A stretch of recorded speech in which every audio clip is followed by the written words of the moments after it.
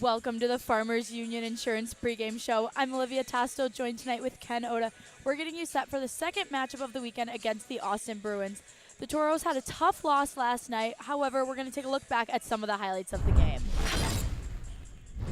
Scoreless first period, but starting in the second period, we had Solominski walk right down the middle. Ken, thoughts on that one? Yeah, you can see both the forwards on the penalty kill for the Bruins went out wide and just left the middle lane wide open.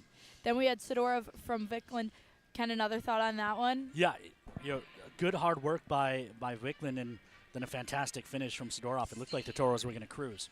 Yeah. Then we had Solominski again on the power play. Another impressive goal from him, his second of the night. Then we will see in the third period, we had so many amazing saves by Brian Cook. Here are some of the top three.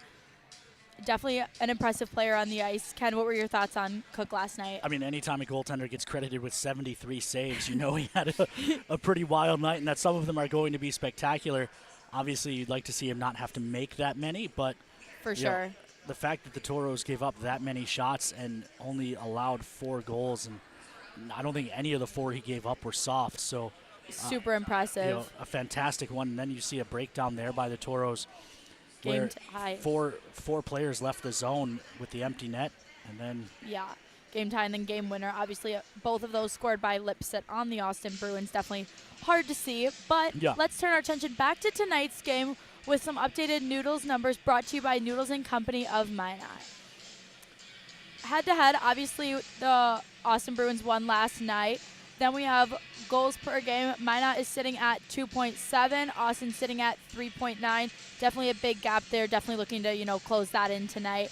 The goals against game, Minot again sitting at 4 and Austin at 2.9.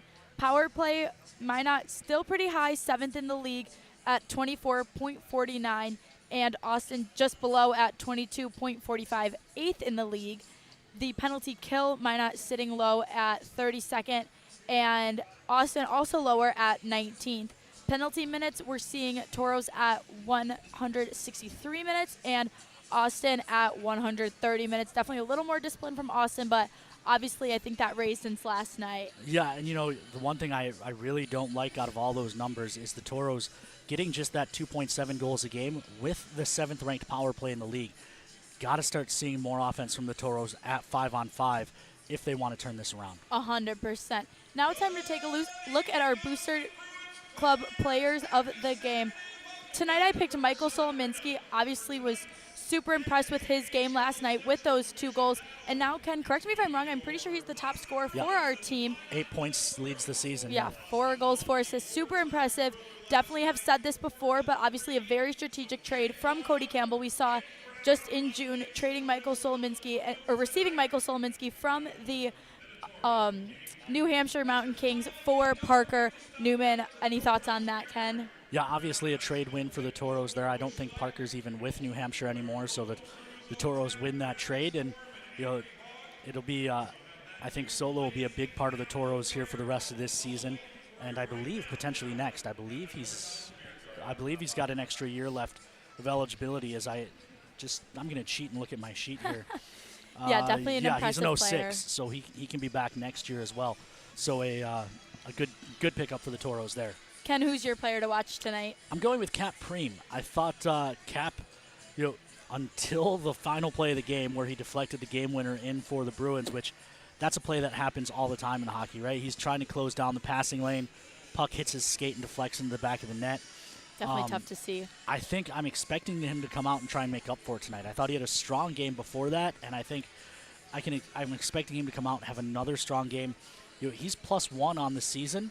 It's only him and Gabe Kenny that are plus for the Tauros defense group. So, I'm looking for Cap to come out, provide that steadying presence on the back end, and we all know he's got the physicality as well. We remember the preseason series against Wei where he broke a kid's nose. So I wouldn't be shocked if maybe he goes. It seemed like no one wanted to go with Davin Nichols last night. All the Bruins know to be afraid of him, so maybe Cap flies under the radar and gets 100%.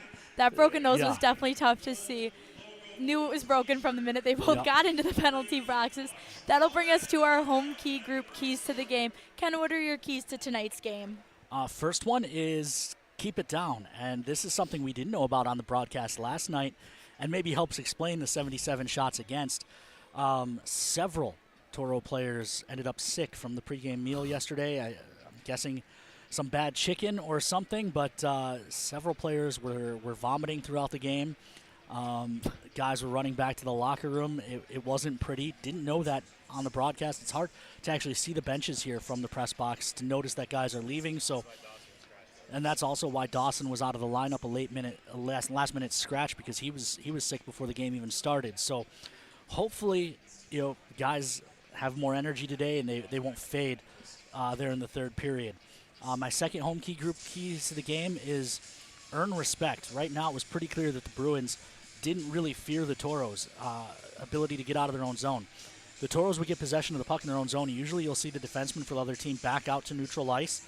All 5 Bruins were staying in the attacking zone. They were closing off the wall. The defensemen were closing off the walls. The forwards were clogging up the middle, making it hard for the Tauros to get out of their zone.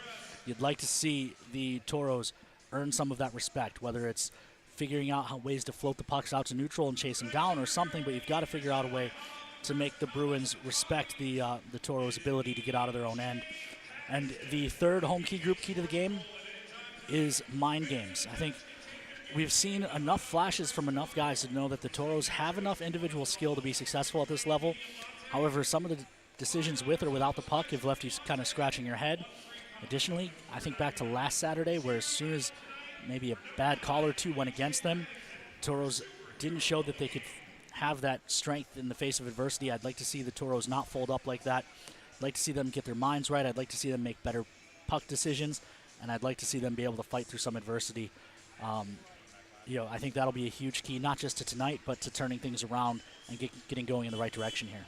For sure, definitely playing the full 60 minutes.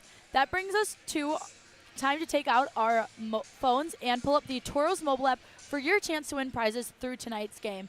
The first chance is through the 4 Bears Sportsbook over-unders. First one of tonight is the total Tauros defenseman goals, set right now at half, so 1 goal. I'm going to take the over on that one. I think we've seen some defensive goals this season, and it's definitely been something pretty impressive. Ken, what about you?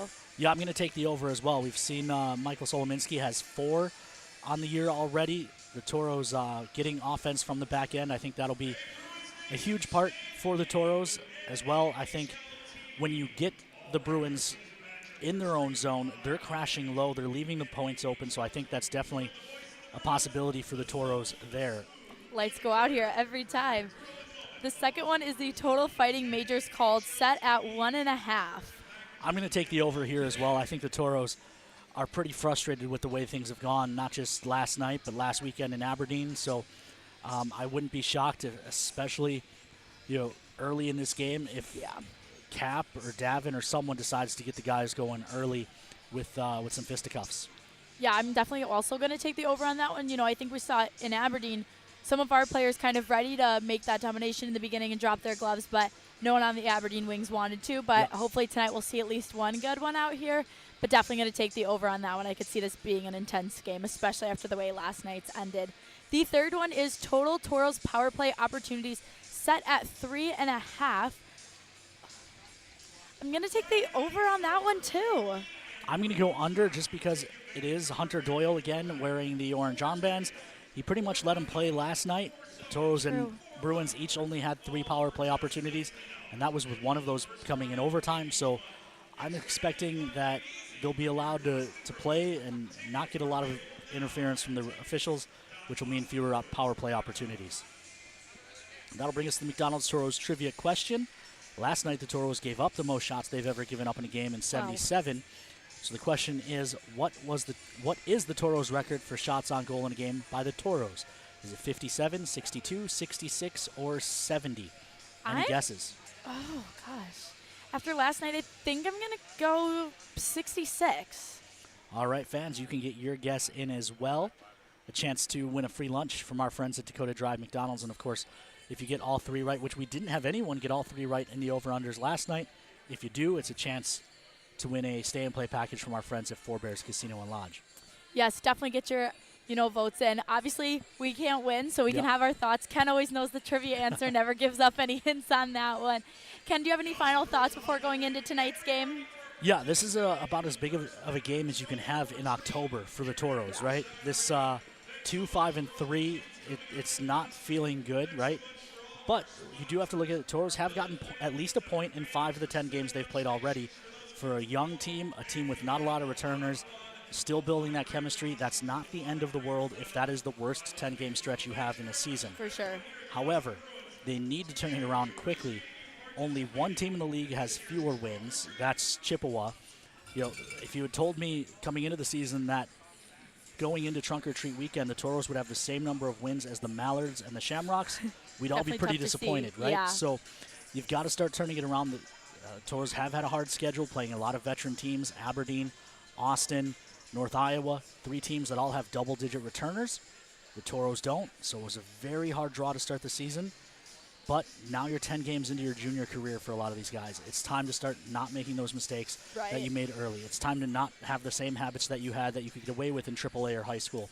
For sure. Tauros need to turn it around, and I think it starts tonight because you definitely don't want to go into next weekend playing the Aberdeen Wings, who are in first place. You don't want to go into that weekend on a 5-game skid. For sure. Like you said, obviously Chippewa having more losses than us is definitely, at least we're not rock bottom yet, but obviously looking to push tonight, which brings us to even looking forward to next week and how you talked about against the Aberdeen Wings Trunk or Treat. If you have not gotten your Trunk or Treat sales tickets, definitely something you want to get. Don't want to miss out. Austin had their Trunk or Treat. I don't know. I think our turnout is definitely going to be better than that. No disrespect for Austin for sure, but to be fair, it was their first one this year. Okay, first I'll one this give year, them that. Whereas ours is. We know Minot loves to show up and show out, especially Trunk or Treat being such a big game. Finally being home after all these games on the road is definitely super exciting. And I think that's another thing.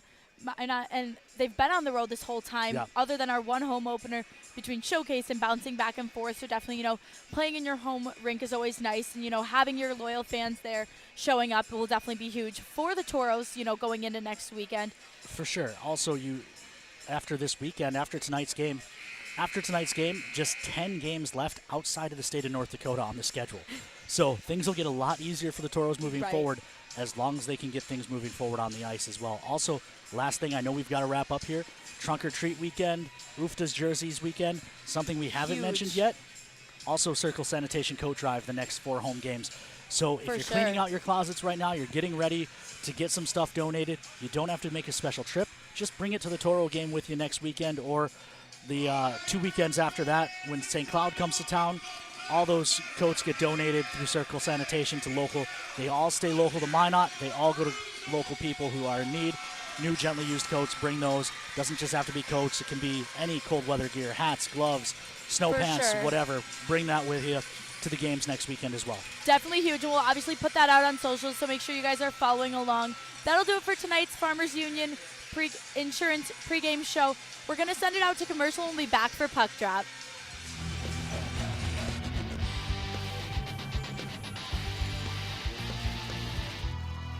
Since 2003, the architects and engineers at Ackerman Estvold have been enhancing everyday life.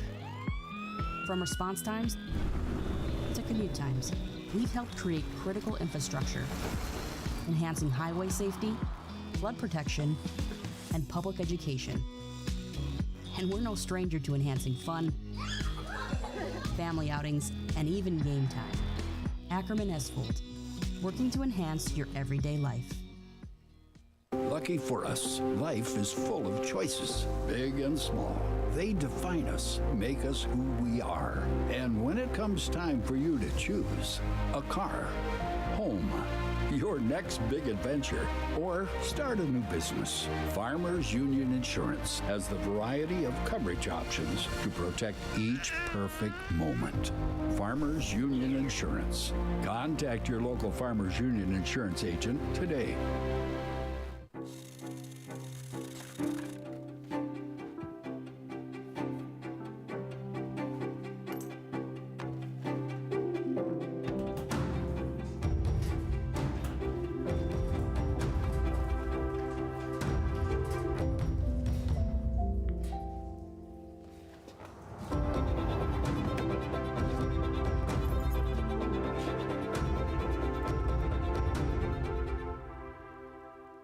All right, Genty, time to learn the option play. Come on, Coach.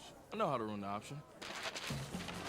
Applebee's new Ultimate Trio. Mix and match 3 apps with 3 sauces, like shrimp, boneless wings, onion rings with sweet chili, blue cheese, and marinara. Or wonton tacos, waffle fries, and riblets with honey mustard, ranch, and honey barbecue. Or brew pub pretzel, mozzarella sticks, and waffles. Coach, how many combinations are there? There's over 80,000. Applebee's new Ultimate Trio. Choose 3 apps and 3 sauces for $14.99. That's eating good in the neighborhood. Is someone in your life using opioids? Know the signs of an overdose: limp body, slow breathing, or vomiting. Step 1 is to call 911 and give them naloxone. It will reverse an overdose, so it can be used even if you're unsure whether they're overdosing or not. Request a free 2-dose naloxone kit now at hhs.nd.gov/opioids. A better smile isn't just about how you look, it's about how you feel. At Prestwich Orthodontics, we believe straight teeth lead to more than confidence. They lead to better health, higher quality of life, and a stronger you. From Invisalign to braces, our care is built around improving your life, not just your smile. Because when you feel good, you live better. Start your journey today at mynotbraces.com. The Four Bears Casino Sportsbook has a new look. Enjoy Vegas-style betting in comfort. Play and qualify to win trips to Vikings or Raiders NFL games. Order a drink at the dedicated bar. Then kick back in a lounger and watch the full wall display. Feel the action all the way to the final moment and claim your winnings. Book it for private draft parties or game day too. Visit the remodeled Sportsbook at Four Bears Casino and Lodge, 4 miles west of Newtown. Circle Sanitation is a locally owned family business providing quality waste hauling services since 1980. We provide service to residential and commercial customers, as well as roll-off service for large projects and construction sites. We are dedicated to providing excellent service at competitive prices without deceptive contracts or hidden fees. For more on what Circle Sanitation can do for you, call us or visit circlesanitation.com. At Northwest Tire, we have tires for everyone. Needs tires that are reliable and safe to get her family where they need to be. Needs a tire that's heavy duty for all of his off-roading adventures. Needs tires that can get him from point A to point B. No matter what you drive or your budget. Northwest Tire keeps you rolling down the road. When it's time to choose your team, you want to pick the best. I pick Carson Wentz. I pick Hunter Lipke. Where'd you come from? I was in football, just like you. Always choose people you know and trust for your team. First Western, you can bank on us. If RPMs raise your BPMs, if the open road is an open invitation, then get up and go. Go turn some heads. Go turn a wrench. Go windows down. Go volume up. Go in. Go out. Go off. Napa has America's largest network of parts and care, here to keep you firing on all cylinders.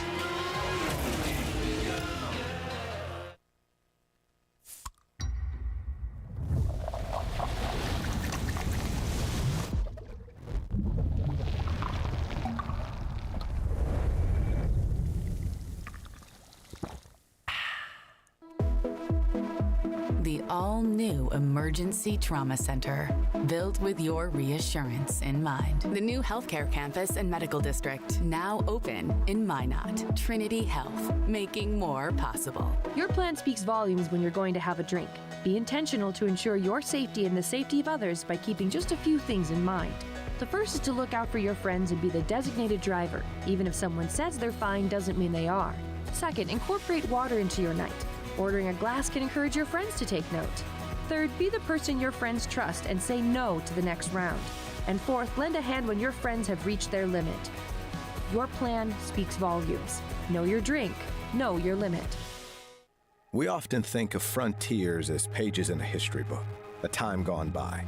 But even in this modern world, there are new frontiers to conquer.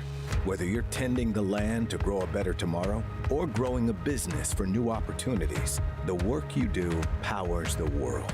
Exploring the frontier means stepping forward, shaping the future for yourself and for those around you. First International Bank and Trust, helping you live first, one step at a time.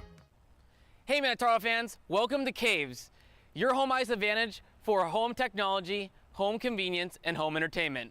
From game day on the big screens, to smart home upgrades, to keeping your house secure, plus car audio and a huge selection of game room gear and accessories, our team sets you up with a winning game plan. Stop by Caves in Minot or visit us at cavesnd.com.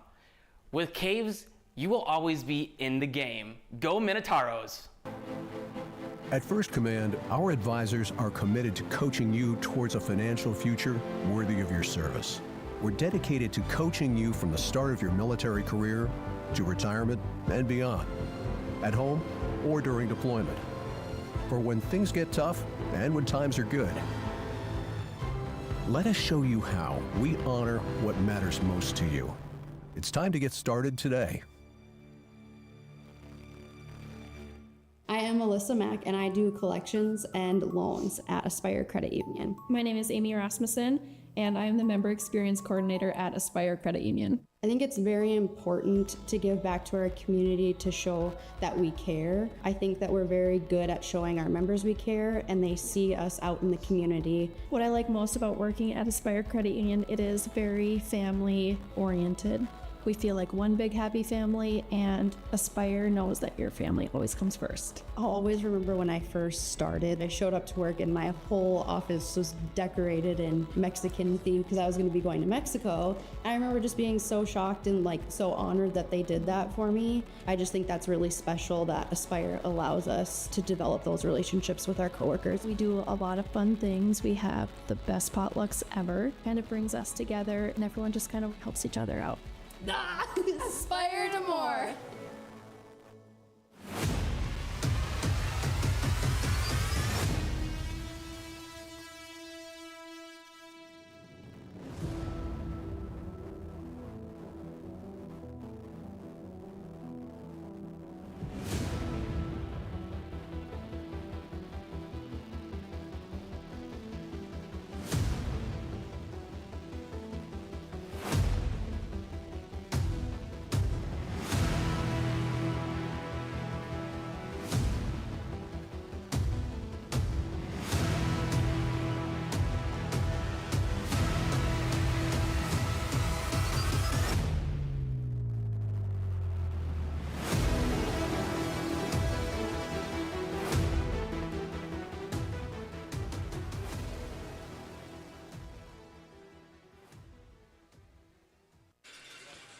Welcome inside the Spam Can, the Riverside Arena here in Austin, Minnesota. Tauros taking on the Austin Bruins. For those of you who missed the Farmers Union pregame show, and I guess even if you didn't miss it, that doesn't change my identity. I'm Ken Oda, getting you ready for tonight's matchup.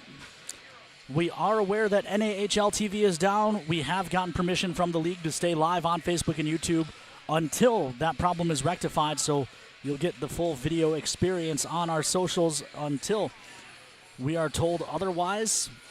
Let's start with our SRT starting lines. You see Dawson back in, and Cam Grande jumps in as well. Puck is down. We are underway. Tauros working right to left on your computer screen, smart device, however you are tuned into the Minotauros Network.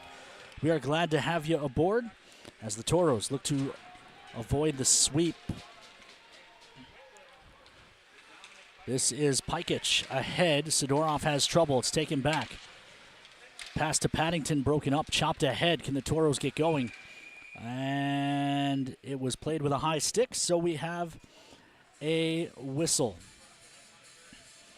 Only downside to not being on NATV is we will not have a score bar or a clock on the screen for you,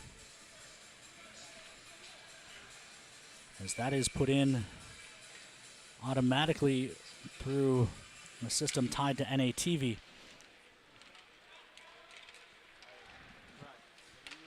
Bruins control off the draw.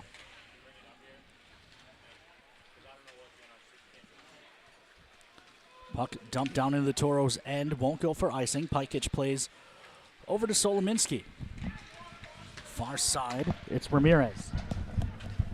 Ramirez comes across on the near side.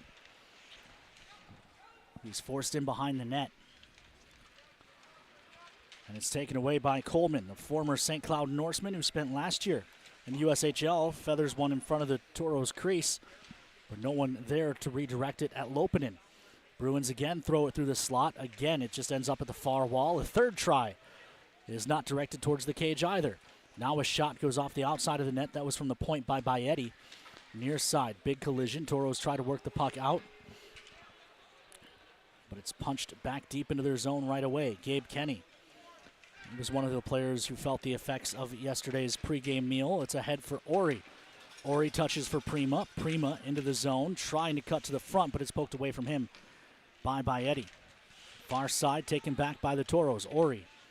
Ori tries to work it back to the point, but it's deflected and it goes all the way down. A generous icing call, I think.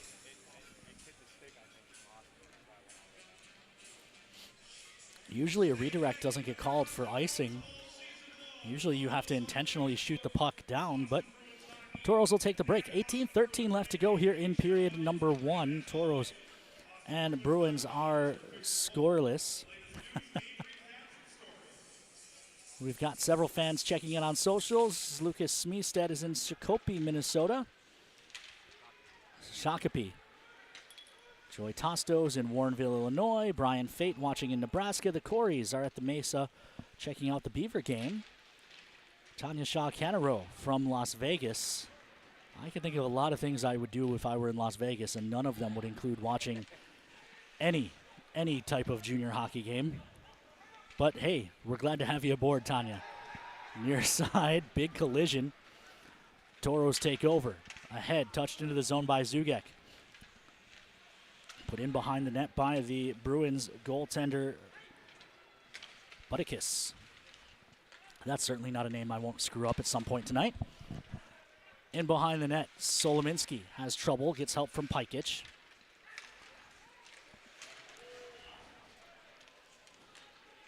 Fate behind the net. Leaves off for Solominski, back to the far corner. Pikic looking up ice. That missed Edwards, but it rolls on net for a cover by Budikis. 17:06 left to go in period number 1. More fans checking in. Charles Wilburn, the Lawrences, Wally and the Mox are at the Mesa. The Seversons checking in from Minot. Someone asking what's wrong with NATV. We don't know. That's handled at a league level. But it seems like every game is not appearing.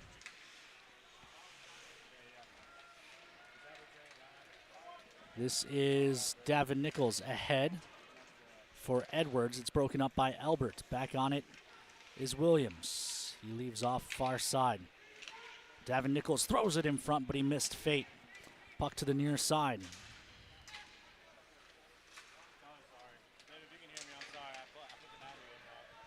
This one dumped into the near corner, but the Bruins are on it first. It'll be carried ahead by Simon Marshinack.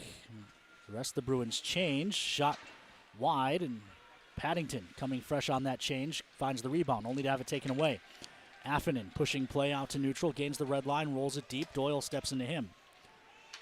Matt Marshinack leaves in the near corner for Doyle. Doyle turning, plays to Simon Marshinack, near side Paddington. Paddington chips ahead. Matt Marshinack in, shot, save made by Lopinen, rebound covered for a whistle. 16:02 left to play here in period number 1.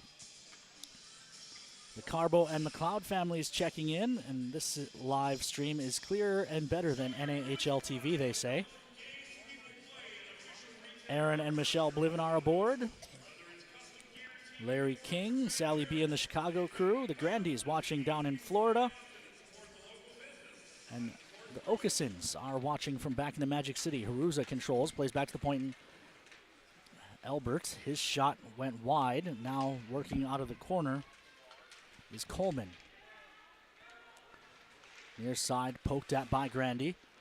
The puck kept in at the point and rung to the far side. Dawson hurries over, jams it ahead. He missed Vicklin, and this will go for an icing. Icing's brought to you by our friends at Minot's Finest Collision Center.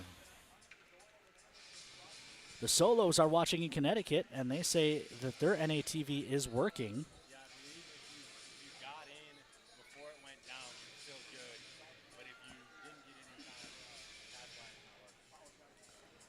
So it sounds like Kobe telling me in my ear that people who got in early, the game is live, but then when the website crashed, if you weren't already loaded with the broadcast, you can't see it, which really is a reason you should all be tuned in for the Farmers Union pregame show 15 minutes before puck drop, so you can avoid these types of issues. Tauros will send this down the ice. It will go for another Minot's Finest Collision Center icing. 15-15 left to play here in period number 1. Still no score.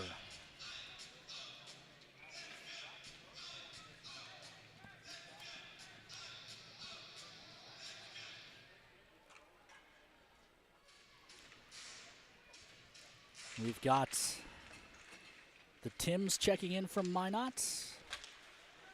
Puck battle here. Lund and Ramirez come together. Haruza plays to the far point and Williams. Williams looking for a lane. That goes wide. Rebound to the near side. Lipset plays it back to the point. Williams.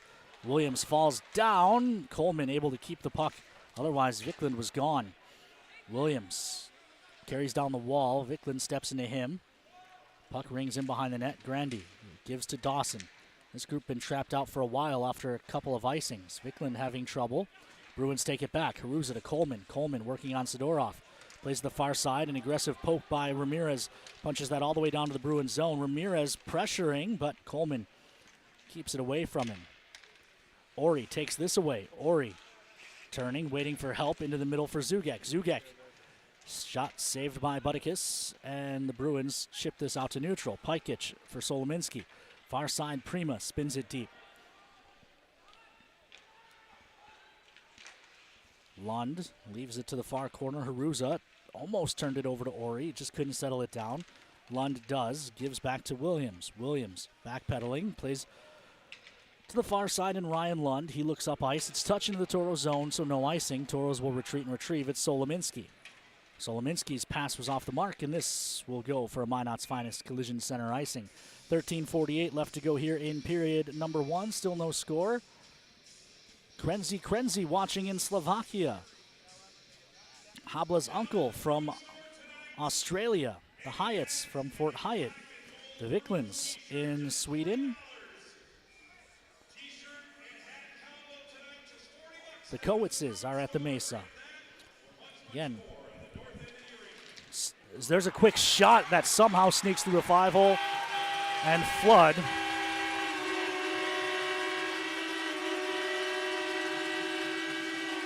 is able to make it 1-0 in favor of the Bruins.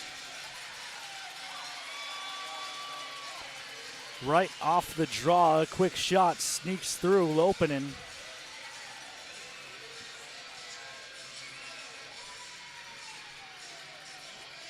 And the Tauros trail 1-0.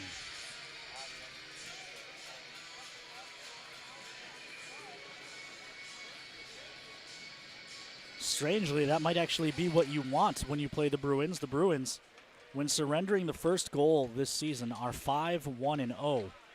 When they score the first goal of the game, they are 1-1-2.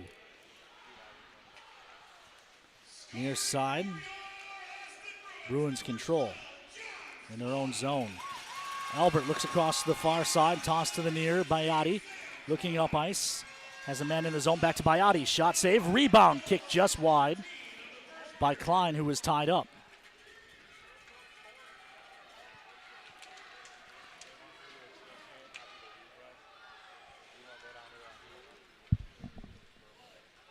Near side, Flood. He finds Albert. Poked at the blue line by Abla.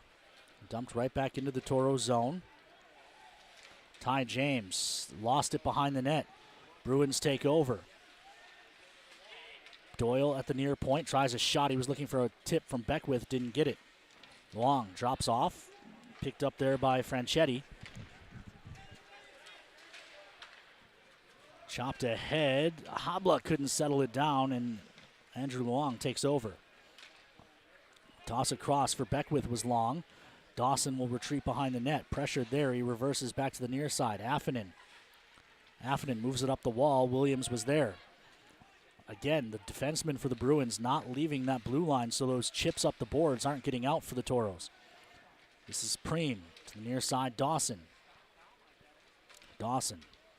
just launches one. Williams will get back on it. Pass up for Beckwith. Beckwith gains the line, just throws it to the near corner. Matt Marshinick got there first, and Sidorov. And now Sidorov's going to go with Lund. A couple of heavyweights. Sidorov gets the better of Lund, and then the linesmen get in.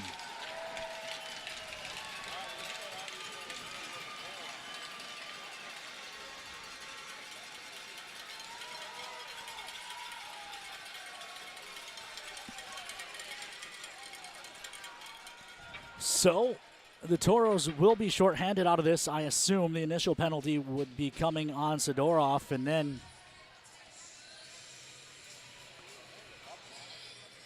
Lund lands a couple, Sidorov landed a couple. We came in a little late. Sidorov landed the first few before Lund even got his gloves off.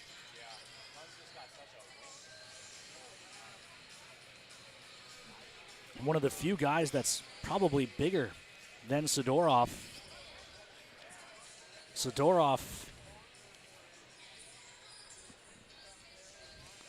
Certainly not small, but Lund, 6'4", 205.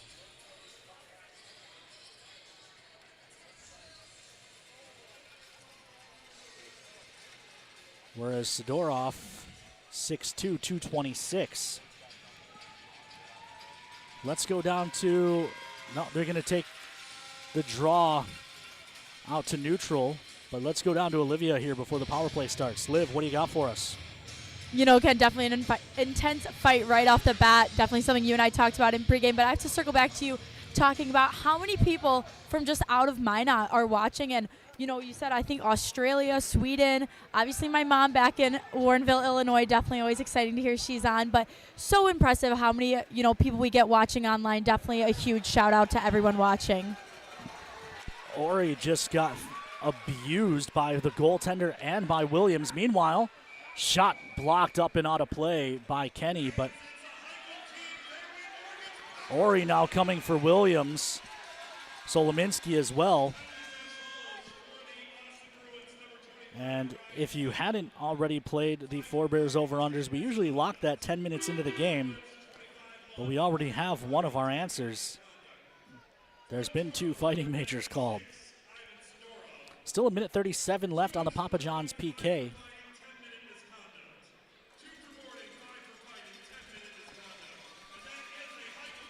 Draw will be to the left of Lopinen.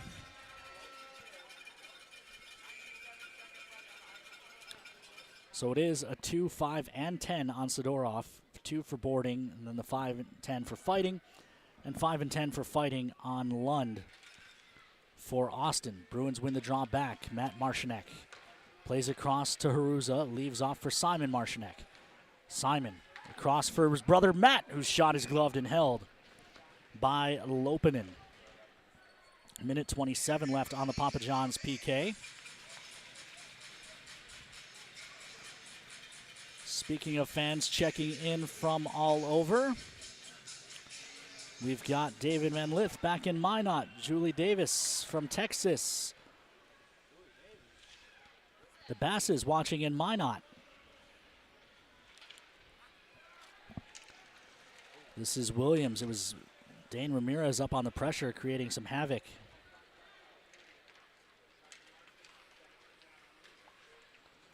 Far side, this one dumped in on the near side. Preem's stick just chopped in half. That usually is a slash, but It seems we'll play on, and the puck goes the other way. This is Williams back on it. Ori up on the pressure again. Williams gets away. Williams gains the line and then promptly turns it over to Kenny, who flips one somehow through the lighting truss without it catching anything. You could give a guy 20 tries and he wouldn't be able to do that. Meanwhile, Bruins will start back up. Trace Day on the far side gains the line. Tries a shot from a tough angle. Save made by Lopinen. The rebound sent all the way down. 15 ticks left to talk on the Papa John's PK.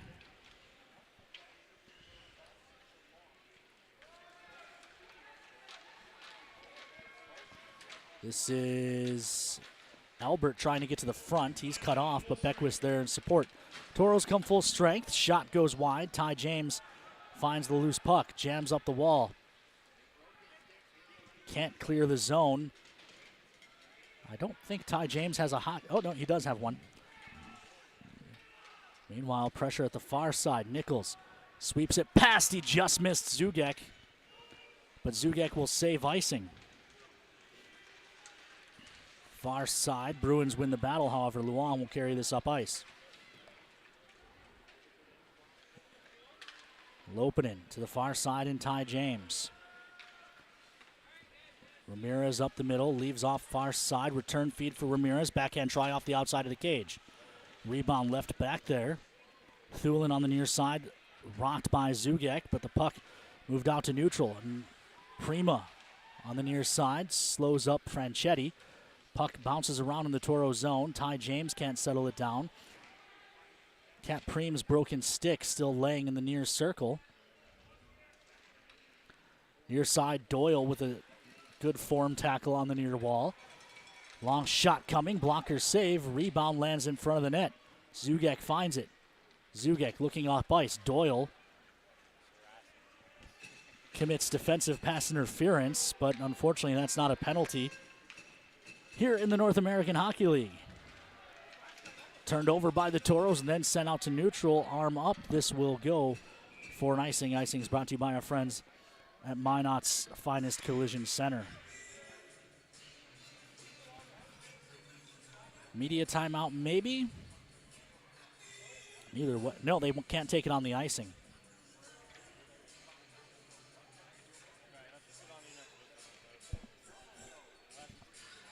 Draw will be to the right of Lopinen. Marlon Edwards to take it for the Tauros, but it's one back. Quick shot that goes wide. Rebound up front, and it's quickly flicked into the chest of Lopinen by Matt Marcinek. And now we've got the media timeout. We'll take one, too. We'll send you out to break when we come back. The rest of period number one, Tauros trail the Bruins 1-0. In life, there's good, better,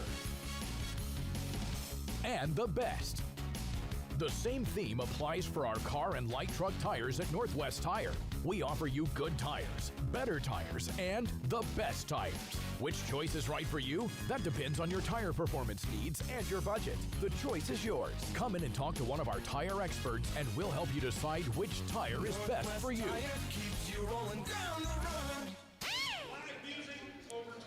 I got a chance to speak to head coach Tyler Ebner before the game, and obviously a tough loss to see last night, but I asked him what were some things that he did like to see yesterday, and one of the biggest things was just he noticed those cleaner plays we were having and forcing the puck into the neutral zone to dump it, definitely staying consistent with that tonight. And then the biggest message for the boys going into tonight is just staying together and being a team and playing that full 60 minutes together. And, Ken, we've talked about this a couple times, finding that chemistry and identity as a team and definitely working on that and being a big team tonight. Back to you, Ken. Thank you, Olivia. Tauros trail the Bruins 1-0.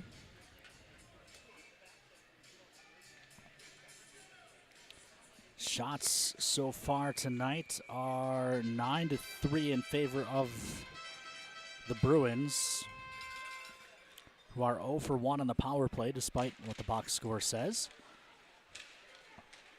Currently has the Tauros 0 for 2 and the Bruins 0 for 3, so it would seem the new scoring system just assigns a power play opportunity for each penalty that's called. This is Beckwith. Throws to the near side. Beckwith stepped into by Kenny. Puck down into the Toro end. Pikich behind the net. Gives to Davin Nichols. Nichols will wind it up to the near side. Tries to dangle through, and that doesn't work. Paddington took it away. Chipped it behind the net. Pikich on it first. He gives to Fate, who then throws it behind the net. Beckwith is there. Toros take it back, near side. Edwards. Edwards up ice for Kenny. Kenny. Long shot, save made. Rebound left in front. And unable to find it was Mario Fate. Far side. Toros take it back, punch it into the zone. Up on the pressure is Vikland, but Long plays it to the near side and Doyle. Doyle up to the near wall. Matt Marcinek has trouble, but the puck pops into the Bruin bench. 7:03 left to go here in period number 1. Toros trail 1-0. John Flood, his first of the season in his second game. So we get another look at that shot by Kenny that created a rebound that Fate just couldn't quite get to.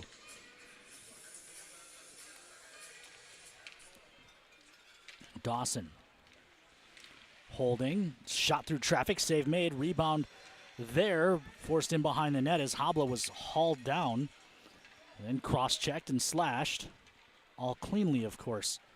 Near side, Matt Marcinek couldn't hold on. Habla fires one wide. Ramirez taken into the wall by Albert, punches the puck deep. Vikland tried to touch to Habla, who's still laying on the ice with a Bruin on top of him. Meanwhile, Paddington goes the other way. Tries a drag move and doesn't work. Toros take over. Owen Dawson stepped into by Flood. In behind to the far side. Vikland hacks at it. Puck in behind the net. Flood stepped into by Habla. Klein and Vikland come together.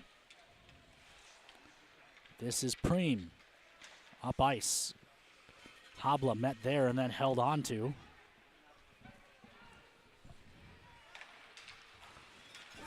Far side, big hit on the near side on Dawson, delivered by Flood. And the Toros ice the puck.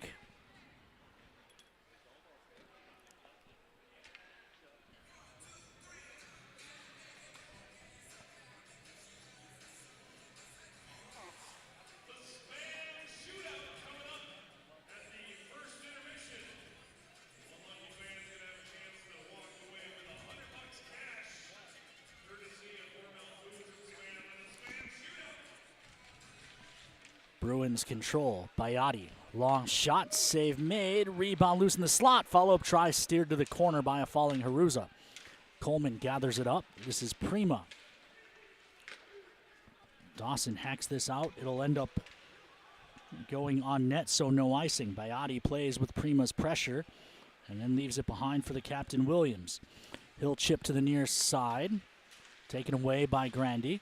His pass ahead hits Zugek, who eventually is able to get it back, only to lose it to Haruza. Grandy up the middle of the ice. Nice pass by Prima, finds Ori. Ori cuts the middle, shot save made, rebound given. Toros couldn't get there. Far side, it gets by Ty James at the blue line. Prima's back on it. Prima leaves for Ty. Ori tries to flick it into the zone. It's broken up by Lipset. Lipset looks up for Haruza on the far side, looking to get into the zone. It's dumped in. Bruins will peel off and change, giving Solominski time and space. He feeds Ori. Ori speeds ahead on the far side, looks to chop it into the corner. It gets put down by Albert. Near side, Bruins quickly touch. Albert uses the glass to bank that out to neutral. Pikich ahead.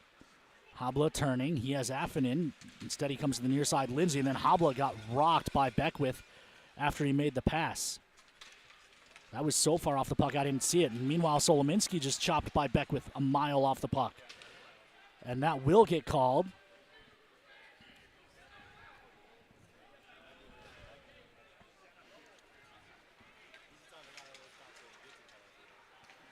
Far side, Toros still control, extra attacker on. And then it was Thulin who threw Solominski to the ground to gain possession.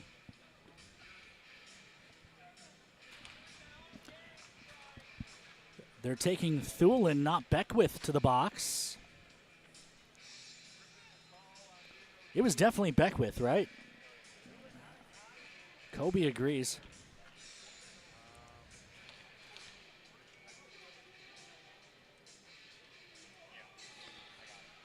Yeah, definitely Beckwith, so be interesting to see if Beckwith comes out on the kill. He just had a long shift.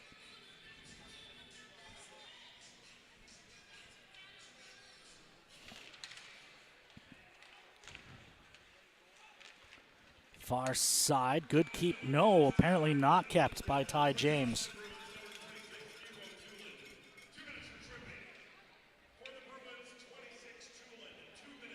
So,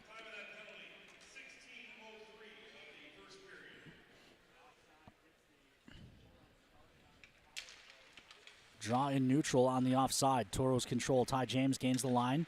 He'll ring it to the far side. Vikland down to the corner. Back to Vikland at the point. Gives to Edwards. Edwards looking for Ty James. Comes across near side. Vikland to the middle. It got through Habla. Behind the net, Nichols jams it along. Edwards finds it. Edwards rings it back to the point. Ty James comes across near point. Vikland. Vikland to the middle. And Habla just fanned on it.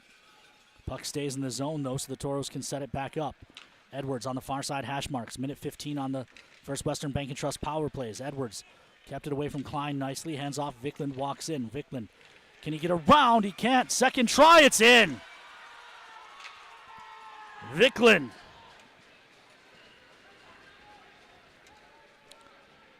Wraparound try was stopped, but he's able to find room with the rebound and tie the game.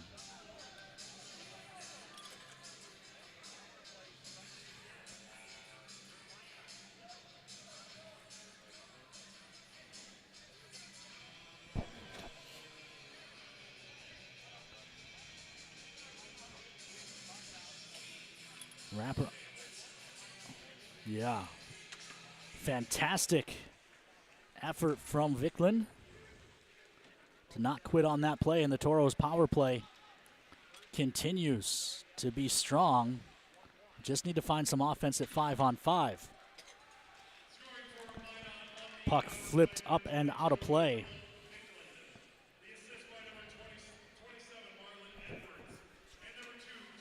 Zugek just got hit by Franchetti well after the whistle, tried to go back after him, and the linesman got there.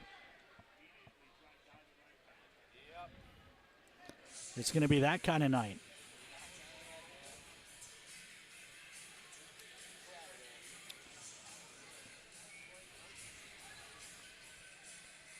Tauros have 28 goals now on the season. 13 of them have come on the power play.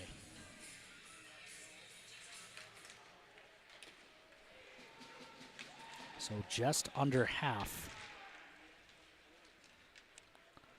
of the Tauros' goals have come on the power play.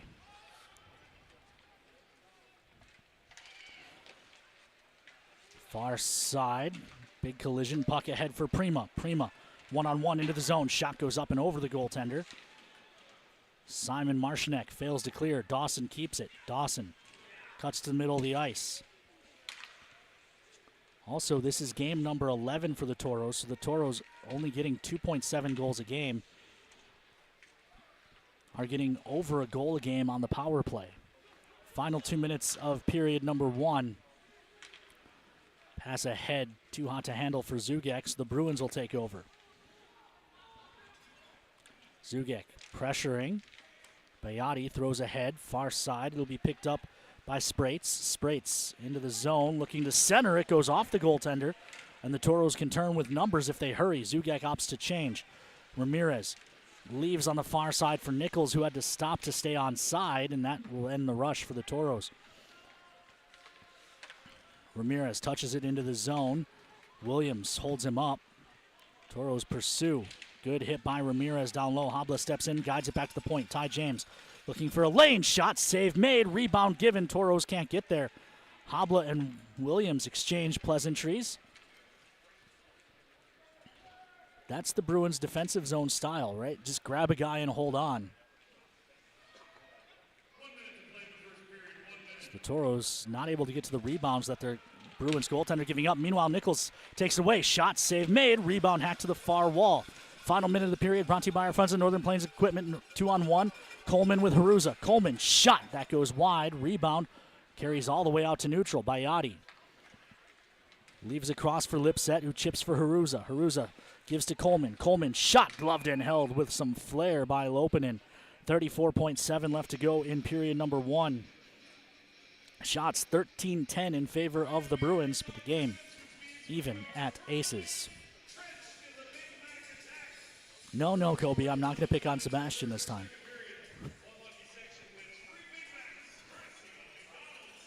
Drawn to the right of Lopinen. Edwards and Ty James credited with the assists on Viklin's quick shot. That one gobbled up by Lopinen as well. For Ty James, it's assist number 4. For Edwards, it is number 3, giving them 6 points for Edwards and point number 5 on the season for Ty James. Draw will be to the right of Lopinen once again. Tauros control. This is Cap Preem. Banks ahead. It does get out. But Mikey Coleman's back on it. He'll dump it right back in. Preem back on it. Leaves. And then gets hit by Lipset. Meanwhile, Edwards can't catch that pass. Clean lead by Eddie's. Shot was tipped on the way through. Sailed just wide. Coleman shovels it behind the net. Bruins, Haruza throws it in front to flex off Preem behind the net, and the whistle and horn go to end the period. 20 minutes in the books. Yeah, let's head out to break. When we come back, we'll be ice level with Olivia and Philip Viklin. When you carry blue, you get a devoted team backing you up, focused on you and your well-being, making it easier and affordable for you to make health a priority.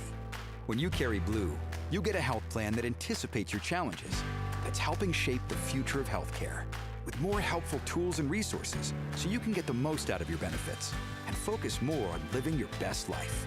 Find your plan today. Blue Cross Blue Shield of North Dakota. Carry blue. Carry on. The Four Bears Casino Sportsbook has a new look. Enjoy Vegas-style betting in comfort. Play and qualify to win trips to Vikings or Raiders NFL games. Order a drink at the dedicated bar. Then kick back in a lounger and watch the full wall display. Feel the action all the way to the final moment and claim your winnings. Book it for private draft parties or game day too. Visit the remodeled Sportsbook at Four Bears Casino and Lodge, 4 miles west of Newtown. Welcome back inside the Spam Can. We're going to send it down to Olivia with... Thanks, Ken. I'm down here with Philip Wilkin. Phil, walk me through that goal. How did that feel to tie it up in the first? Yeah, we've been working on that in practice, and I saw that the goalie was far out, so I just tried to wrap it around, and the rebound went right to me, so I just put it in. Obviously, super exciting to contribute that to the team. How does that feel, coming into the first? Obviously, we're looking for a tough game and a win tonight. What is the momentum going into the second? We just need to keep playing 60 minutes because we've had a hard time actually doing it, and it's been punishing us a lot. So we just got to work through this whole game and not let off the gas. For sure. Wishing you the best of luck into the second. Thank you. That was Olivia Tosto with Philip Viklin. We will send it back out to commercial break. When we come back, it'll be Presley Davis and I with the Four Bears Intermission Report. Hi, I'd like to add my new motorcycle to my insurance policy, please. Greetings. Is it a moped or unicycle? No, it's a motorcycle. Unicycling enhances core body strength. No, it's a motorcycle. It has 2 wheels, a seat, handlebars. Does it have rocket boosters? Can I speak to a live agent? Impossible. All agents have been neutralized. At Farmers Union Insurance, technology is important, and so is finding the best options for our clients, person to person. Farmers Union Insurance. Local agents, more options, great rates. At Northwest Tire, we're part of your community, and we want you to be part of our family. We're about more than tires. We're about superior customer service to keep your vehicles and equipment safely rolling down the road. If you'd like to join a company that truly cares for our customers and employees, come work with us and become part of our growing family. Apply at nwtire.com. Northwest Tire keeps you rolling down the road. Hey Minotauros fans, welcome to Caves, your home ice advantage for home technology, home convenience, and home entertainment. From game day on the big screens, to smart home upgrades, to keeping your house secure, plus car audio and a huge selection of game room gear and accessories, our team sets you up with a winning game plan. Stop by Caves in Minot or visit us at cavesnd.com. With Caves, you will always be in the game. Go Minotauros!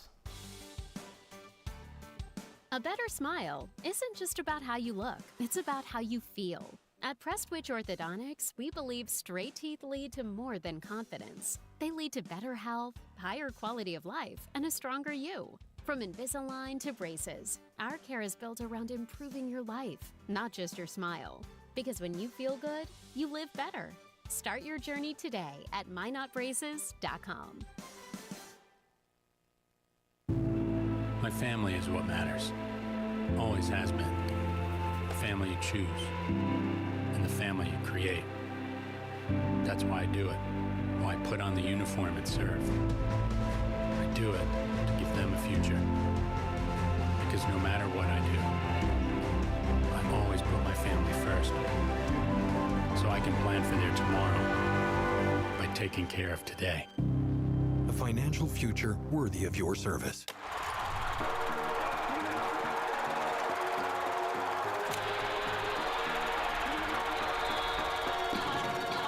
Being Bison alumni, both Hunter and I know what's important. Giving back to our community, supporting others, and always being someone you can depend on. Like First Western always says, you can bank on us.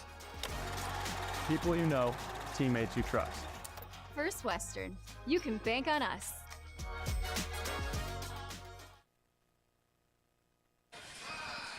Welcome to the Four Bears Intermission Report. I'm Presley Davis alongside Ken Oda, and we are tied. I know we were scoreless last first period, and now today we are tied 1-1. And I mean, it's been a pretty rowdy first period. You know, I think those emotions are coming over from last night's game and definitely translating into this game. What do you think? Yeah, for sure. It's been a much chippier game. We're seeing a lot of the Bruins being the Bruins, if you will, and it was good to see some fight back from the Tauros. Sidorov eventually drops the gloves. He didn't like. It was a penalty. It was a 2-minute penalty. I thought it was the right call, and the Bruins came over. They didn't like the hit, and rather than just skate away to the box, Sidorov dropped the gloves and dropped Ryan Lund. So overall, a good fight there for the Tauros. I think that woke the guys up a little bit as well, and we've seen a little bit more offense. The shots were one-sided in the first half of the period. I thought the Tauros did a good job of turning the tide, and eventually Phil Wickland gets the Tauros back even. I definitely agree. Well, like we said, it is tied, so let's take a look at those goals. The Bruins did strike first in this first period.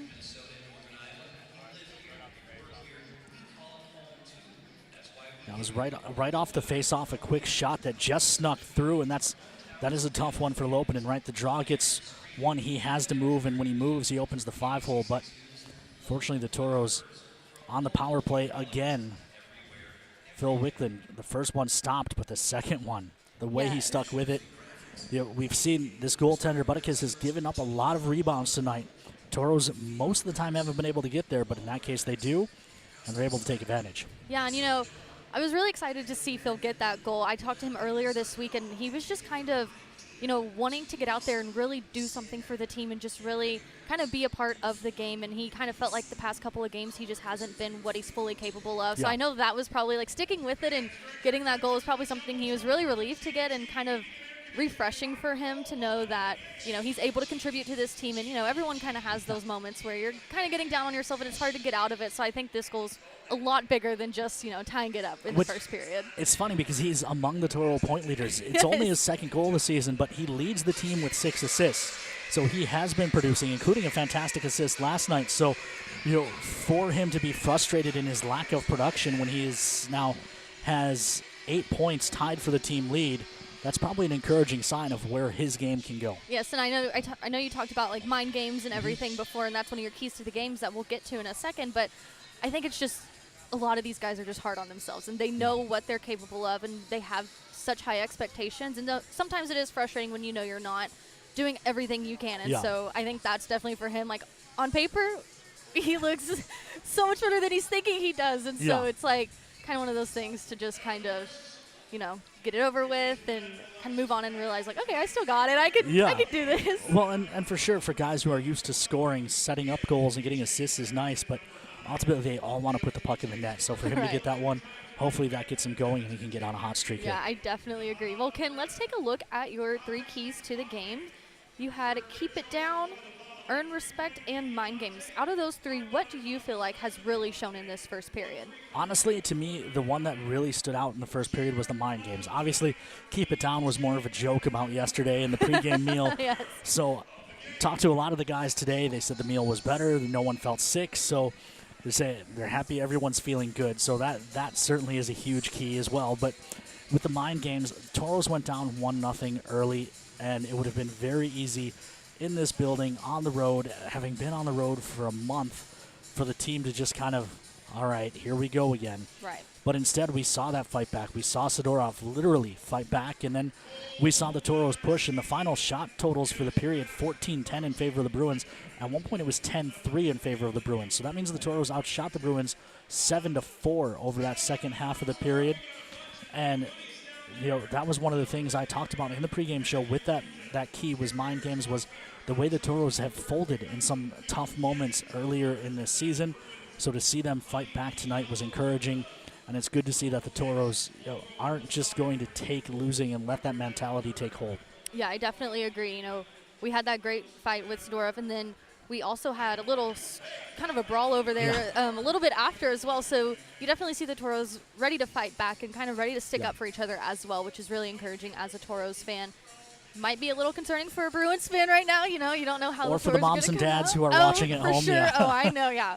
My mom is definitely that mom that she would be. Shout out to my mom, but sorry to throw you under the bus there. I had been working in hockey for a couple of years. My mom came out to Minot, and it was their first Toro game live. And after the game, I asked my mom, what was her impression, and there had been like 4 fights in the game. It was a really crazy game, and first thing my mom says to me is, I wish they'd use their words. And I told her, if you heard the way hockey players talk, you might not still feel would not feel that way. But yeah, my mom's coming out next weekend for trunk or treat, and she was like, I want to be on the glass. I'm like, if that was your son, you would not want to be on the glass for that. But we're going to send it out to a quick break, and when we get back, we're going to get you some out-of-town scores around the Central Division and also check in with some alumni. We'll see you soon.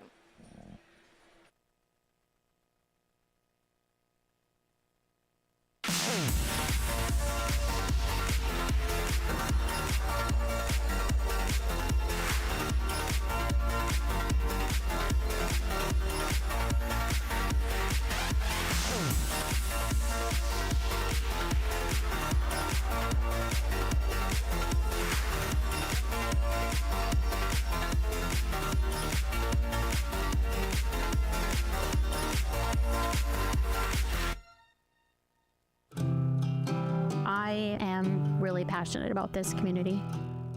We're very close-knit. A lot of us are heavily involved with sports, volunteer opportunities. It helps us build bonds within the community. Yes, I work at Dakota West, but I'm also a member.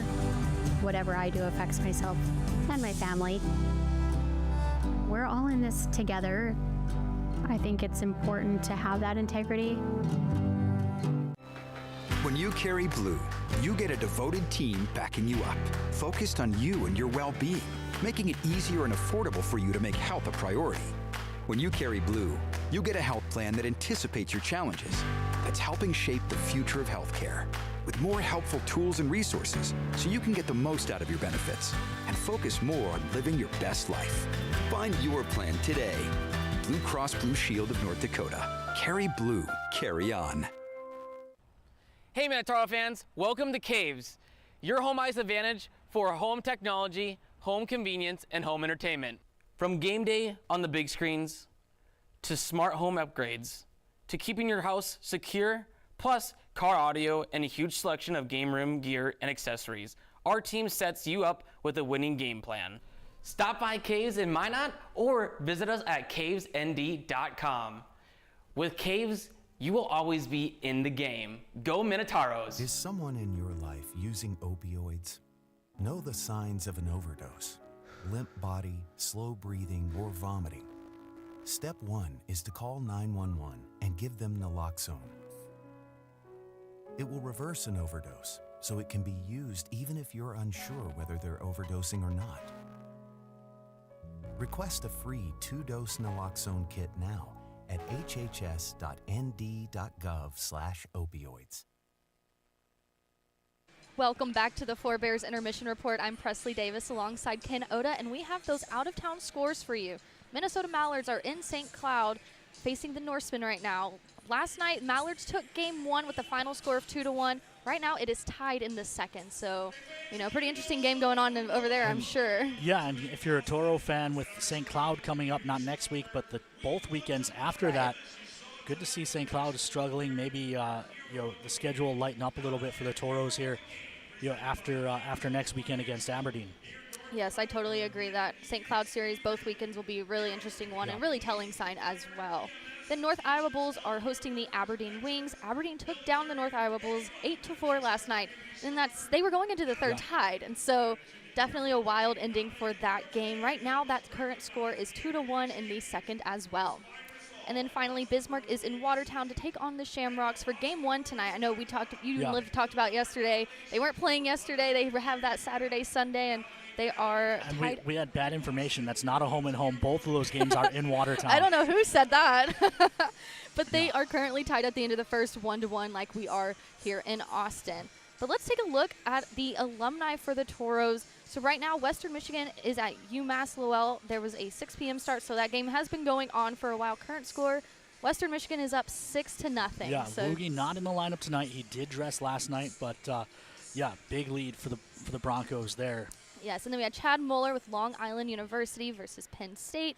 They dropped that first game yesterday, 5-4, but that current score, they are up 3-0. No, they're down 3-0. Yeah. But Mueller has taken a penalty for goaltender interference over there. That sounds about right for Toro fans who remember Chad. And then the last one we've got this one, Michigan State at Boston University, and it seems like forever since he was a Toro, but with the COVID year and the extra year of eligibility, Danny Russell at Michigan State, he's set up an assist, and they're up 2-0. He set up the Porter Martone second goal of the game. Yes, and then later tonight, Toros fans, Will Dawson and the Air Force Academy take on University of St. Thomas. That is a 10:05 start time if you are in the Central Time Zone, so maybe kind of something a later for us game to listen to in the drive back. Yes, we'll probably be watching that on our way home to Minot after this game. And then we also have Trunk or Treat. So after this game, the next time the Toros take the ice will be on Friday, and that'll be at the Mesa Arena. I know everyone is probably super excited to see the Toros back home in Minot. I know Liv said we figured out our costumes. Mine gets delivered tomorrow. Ken, it's been a day. Have you figured it out yet? The scariest thing I can think of being as an adult, so I yeah, might just go as fair. an adult. But yeah, I haven't figured out a costume yet. The hard part is got to be able to wear the headset, so it makes it hard to find a costume that you can still get the headset on with. Yeah, we'll have to brainstorm stuff on our drive home tonight and see what we can come up with. But be sure to get your tickets for Trunk or Treat. It's going to be a really fun weekend. And you can also get tickets for Friday. If you think you can't get enough hockey, let's test that out and come out Friday and Saturday, and then we'll talk to you Sunday if you think you've gotten enough of Toros hockey, and I'm sure you probably won't. You'll be waiting for more. And luckily, November is going to be, a ton of home games. A ton of home games. 3 home weekends in November, plus an off weekend that I think we could all use. Yes. So yeah, lots of hockey coming up here at the Mesa Arena. Tauros taking on Aberdeen next weekend, St. Cloud the first weekend in November, and then I haven't even looked. I believe Austin comes up. We have a game Black Friday against Watertown, and then also we have in Bismarck Wednesday before Thanksgiving. Mixed in there.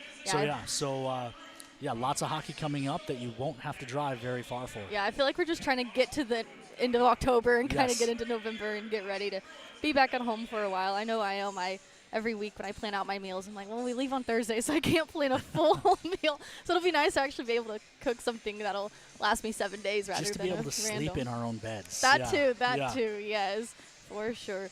Well, that is all for the Four Bears Intermission Report. We will see you after the second period for the second round of the Four Bears Intermission Report. Stay tuned for more hockey.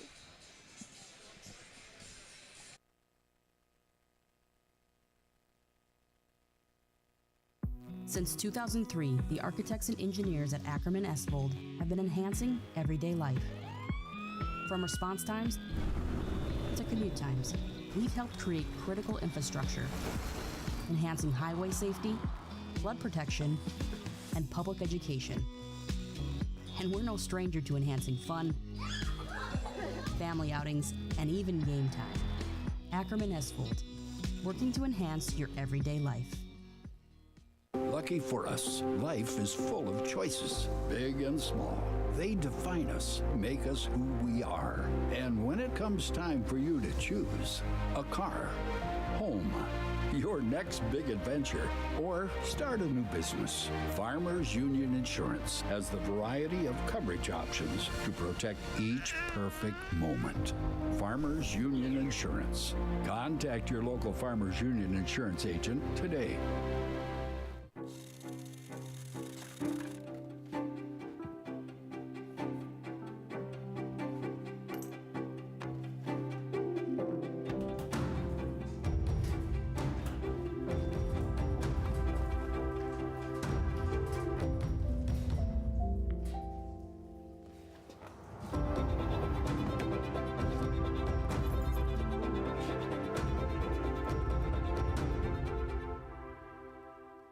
All right, Genty, time to learn the option play. Come on, Coach. I know how to run the option. Applebee's new ultimate trio. Mix and match 3 apps with 3 sauces, like shrimp, boneless wings, onion rings with sweet chili, blue cheese, and marinara. Or wonton tacos, waffle fries, and riblets with honey mustard, ranch, and honey barbecue. Or brew pub pretzels, mozzarella sticks, and waffles.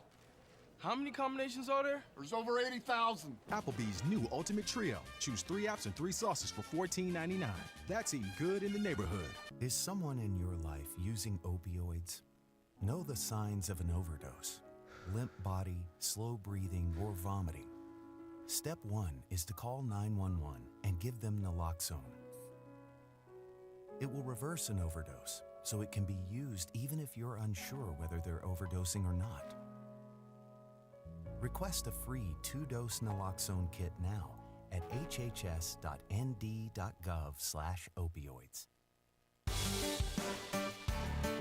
A better smile isn't just about how you look, it's about how you feel. At Prestwich Orthodontics, we believe straight teeth lead to more than confidence. They lead to better health, higher quality of life, and a stronger you. From Invisalign to braces, our care is built around improving your life, not just your smile.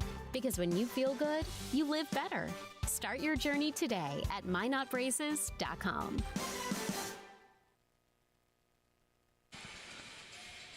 Welcome back inside the Spam Can, the Riverside Arena. Kobe, I know you can't talk to the people right now, but do you remember what river we are by the side of? It is the Cedar River. The Cedar River. Tauros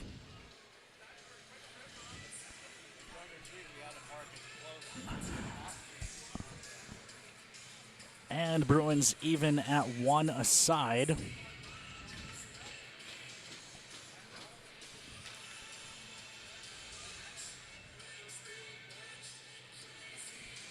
Wow, no radio edits. No radio edits for the music here at the Riverside. That was aggressive. I don't know if that went out over the broadcast, but I hope we aren't teaching the children new words. This is banked ahead on the near side. Into the Tauros zone. Paddington walled off by Vikland. They battle along the boards. Vikland finds it. Chips looks to chase after it, but Williams will get back on it. Williams throws up the near side to Paddington. Paddington gains the line and rolls it deep. It'll kick around to the far side. Ramirez takes it away. Vikland boots it, however. They wave off icing, so Lang plays it up the near wall.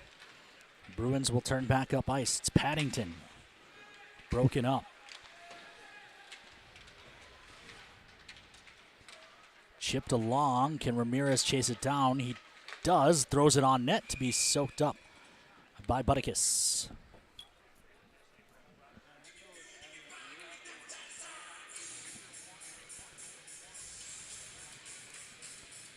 It is. Here's the point leaders coming into play tonight for the Tauros. Solominski, Fate, Vikland, Ori, and Prima. Vikland now tied with Solominski with 8 points. Draws to the right of Butticus. We've got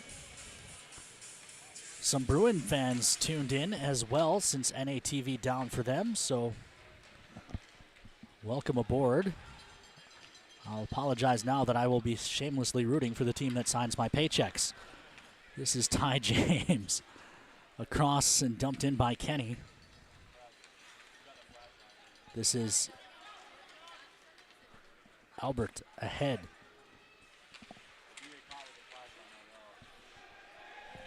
Far side, Kenny wins the battle. Shot fought off. Squirts to the front of the net. Gabe Kenny turns it over. Shot blocked, but it goes right to Haruza. Shot fought off by Lopinen. Thrown in front, and Prima picks that pass off that was intended for Coleman. Meanwhile, traffic ran into Lopinen. He's lost his stick. Tauros send this down the ice. They wave off icing. Albert. Long toss ahead. It's into Grandi's corner. Grandi leaves behind. Ty James feeds Habla. Habla missed Lindsay with the pass. Day causing trouble on the near side. Lindsay squeezes through a check and then fell down, and the puck gets sent down the ice for an icing. Icing is brought to you by our friends at Minot's Finest Collision Center. We have more fans checking in.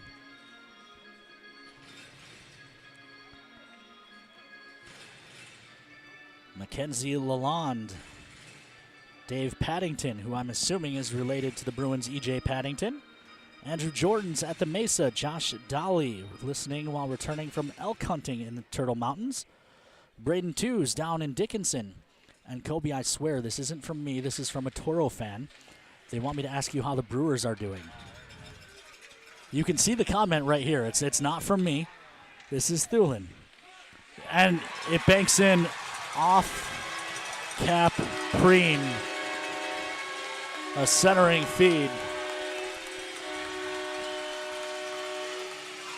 In off the Toros defense again.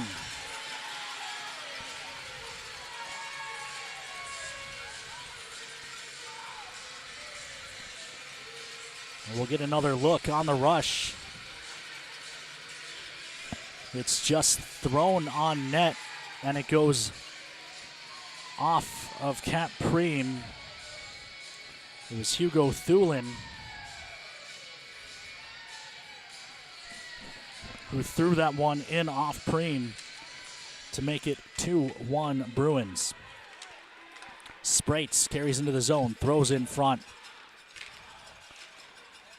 Edwards takes it away, throws ahead just out of the reach of Fate. He's able to chase it down only for a moment before Williams puts him down hard, despite them being nowhere near the puck. Edwards digs it out.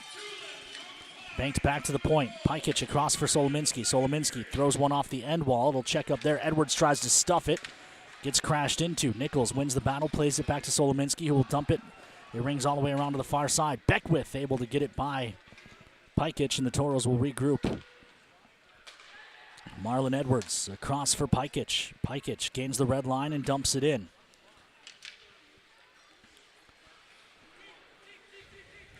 .1,000 seconds left to go in the period as this rolls down low.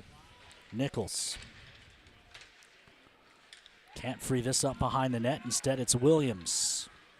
The Bruin captain dumps it cross corner to the near side. Ty James will be the first to this. He goes behind his own net, banks ahead on the far side. Edwards tried to touch that into the zone, but it went right into Albert, who starts the Bruins up ice. He's looking for Paddington, but Gabe Kenny able to get to this first. Ty James on the far side. He's met, and he lost it to pinching Albert. It's that aggressive Bruins defense that we've talked about. Quick shot. That's fought off by Lopinen. Fate and Paddington tied up behind the net. Edwards tries the middle of the ice, and Kenny lost it to Simon Marshanock, who feeds Paddington. I don't remember if Paddington last year played, was it 2 years ago with the Broussards? Paddington with a long shot, save made. I think the Broussards were here last year. Maybe I'm off on that. I know they left late in the season. This is Edwards with a shot, save made, rebound given again. Zugek finds it, fans on it, and then plays it to the corner, and the whistle goes because Butticus's helmet is laying next to him on the ice, and that's definitely a whistle you want to go. Yeah.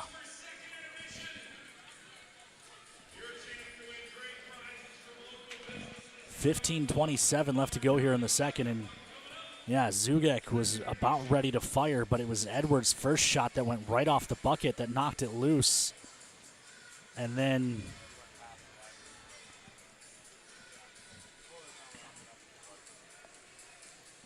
Zugek and Lipset on the draw to the left of Butticus. Bruins find it first and flip this one down to the Toro end. Grandy on it. Eludes one and then dumps it deep into the Bruins zone. Doyle back on it. Zugek on his hip. Puck played to the far side. Haruza chips it out to neutral. Coleman trying to keep it away from Ori. Stepping in is Grandy. He plays up the far wall. Doyle tries to dump it in, but it hits the linesman and caroms right to the Tauros. Meanwhile, stick explodes. Prima behind the net. It's a Bruins stick. I didn't see whose. Shot from Dawson goes off the glass. Rebound to the near side. Haruza met by a couple of Tauros, and the puck dumped back deep. Far side, Doyle looks up ice. Touched into the zone by Flood. Solominski around behind Pikic. Plays up the middle. Prima touches for Vikland. Vikland wide into the zone. Avoids a big collision. It was Klein who was coming in. And why is the arm up? Oh, because behind the play, Lipset is absolutely going after Pikic. Pikic is under 18, so he's obligated to wear the cage. Kobe, did you see what set that off? Presley or Olivia, did either of you see what? It was so far behind the play, I have no idea what happened. Let's go down to Olivia. Honestly, Ken, I think it's just, the Austins playing how they always played, wanting to get that final hit in. And obviously, like you said, Pikic being under 18 has to have the cage on and wasn't going to go for a fight, but definitely number 17 was looking for it. And obviously getting in here on the bench, he is not happy that Pikic wasn't willing to do it as well. Yeah, I don't know.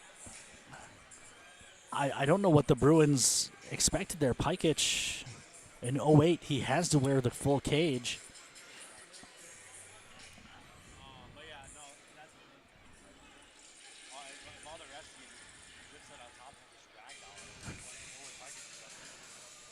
So it will just be Lipset to the box, a 2-minute rough. Tauros to the power play.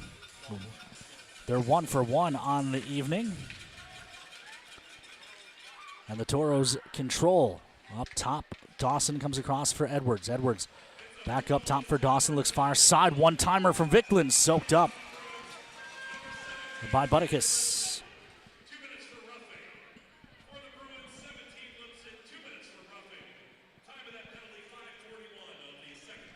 Draw will be to the right of Butticus. Tauros control in the zone. Good play by Dawson. Gives to Nichols, right back to Dawson. Dawson hands to the half wall and Edwards, and the Tauros set up to the goal line. Nichols, tight angle shot, save made, and then Nichols gets buried by Williams. Meanwhile, Tauros control. Edwards with a shot goes off. Sidorov comes back to the side of the net. Sidorov, how is that not interference? Meanwhile, Dawson holds at the point, looks across for Vicklin. Vicklin walks in up top. Dawson, one-timer is blocked. Follow-up try, kicked away by Butticus. Tauros will set it up again. Sidorov back to Vicklin, who's covered. Williams again walls off Sidorov, and the Bruins are able to get the clear. Up ice for Nichols. Nichols comes across for Dawson. Dawson poked at the line. Vicklin finds it, gets tripped up. Meanwhile, the Bruins on the attack, short-handed. Lund unable to finish that chance. Fate gives to Edwards. Still a half minute left on the First Western Bank and Trust power play for the Tauros.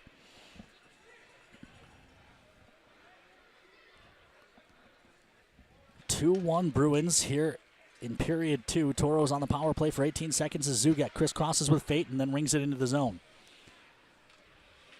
Far side, Pikich pokes. The Bruins are able to jam this out to neutral. That'll just about do it for the power play. Just 5 seconds with the extra attacker as Solominski dumps this in.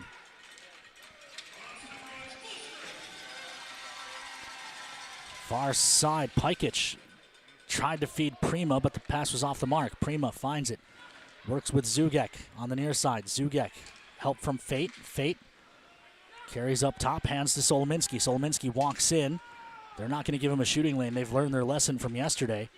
Solominski chips to the far wall, chases it down himself, then feeds it up top for Zugek. What a pass from Solominski. Zugek's shot eventually gets blocked. Meanwhile, players hit the floor. You could have called, they're going to call it on the Tauros. Fate and, no, they're taking the Bruin.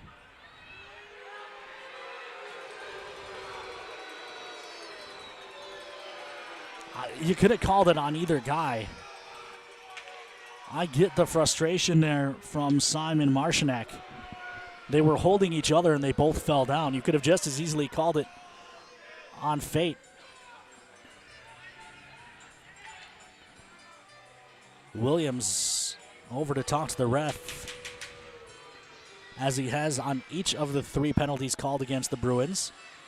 You see, I mean, either guy, they've linked arms and they both fall down. You could call it on either guy. You can call it on neither guy. Tauros right back to the power play. Edwards hands to Ty James, gives to Vicklin. Cross Edwards, one-timer off the tip of the glove and out of play. Let's send it down to ice level, and Olivia. Thanks, Ken. I got a chance to talk to assistant coach Mike Meredith in between periods, and they're short sneaking by. You know, one thing I asked Mike was, what adjustments are we looking to make in this second? And he said, just cleaning up the breakaways, you know, less turnovers and staying composed and exiting all the plays cleanly, finishing everything, pucks to the net for sure. And he felt like the first period went good. Obviously, always room for improvement, but definitely showing improvement since last night. And then the last question I asked him was just what stood out to you the most, and he definitely said bouncing back after last night's loss. And then obviously Bruins scored first tonight and we bounced back and were able to get a goal as well. So definitely just maintaining that and keeping strong into the second period. Back to you, Ken. Thank you. As Wicklund gets a shot that's blocked by a sliding Elbert. I thought the Tauros were offside gaining the line. So did a lot of fans. Meanwhile, it's in the middle for Habla, who's playing in the bumper spot. He'll hand off to Nichols. Nichols looking for a lane. Tip doesn't go. And Edwards with a heck of a keep. Marlon Edwards feeds Ty James. Ty James looks far side Vicklund. Vicklund with a shot. No rebound given with Nichols on the doorstep. Minute 6 left on the power play. 10:51 left in period number 2. Tauros trail 2-1, but are threatening. shots this period, 7-3 in favor of the Tauros, bringing the game totals to 17-17.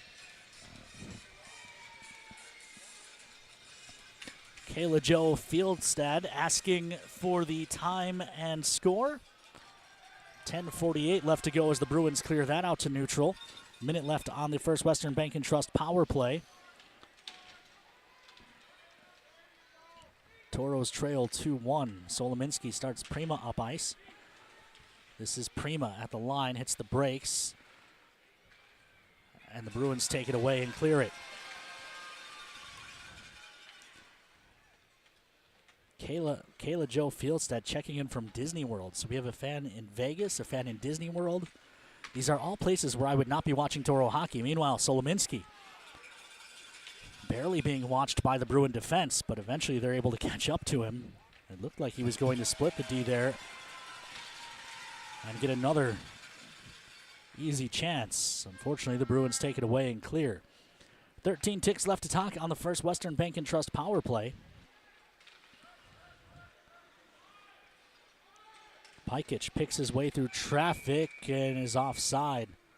9:47 left to go here in the Spam Can. Decidedly not the happiest place on earth. Tauros trail 2-1 with 3 seconds left on the power play.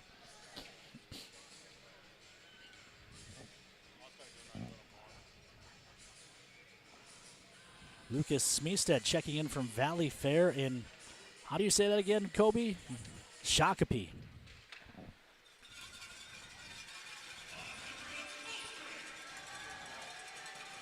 This is Cap Preem as the Bruins come full strength. His pass up ice is broken up. Chip back into Cap's corner.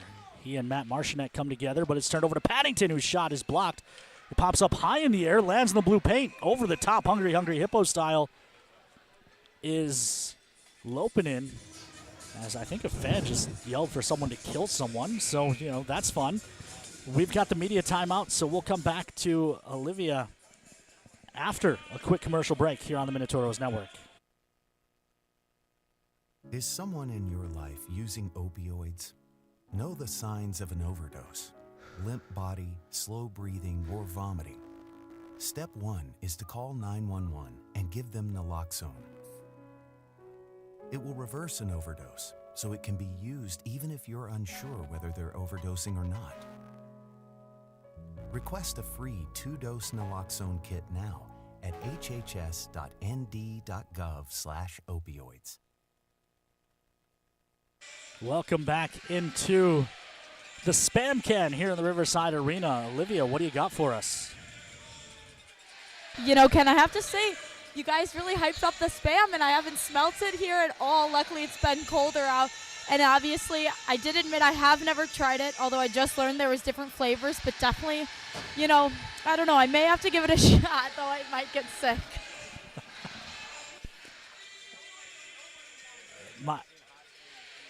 My dad, a big fan of Spam. I never was. In fact, I think it was 2 years ago we were out here for the playoffs, and Lolly and Pops came up. The hot Spam and cheese sandwich. Tauros on a break. It's Dane Ramirez in behind Lunch. Shot save made. Rebound poked at. Where is it? Whistle goes. The goaltender is completely in the net. Will they take another look? With all the bodies crashing in, I don't even know where the cameras are mounted here in Austin. Yeah, they're on the goal judge boxes. They're not directly above the net.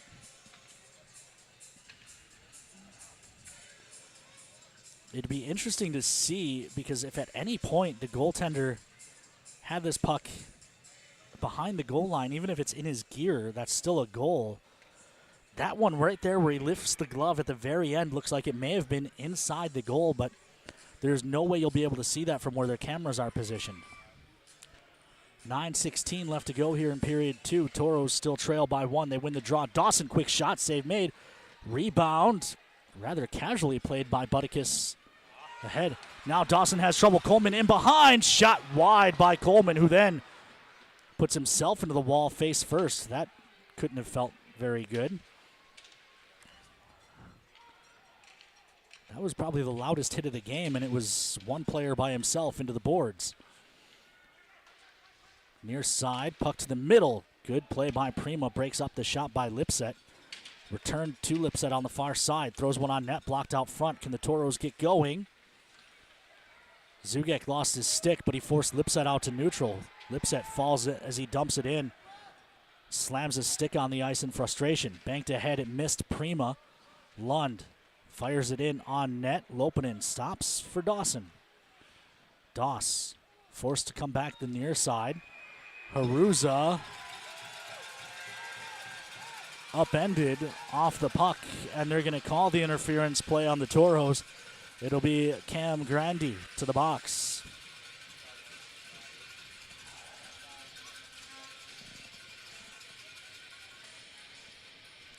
Billet Ray checking in from the Magic City, watching on Facebook Live.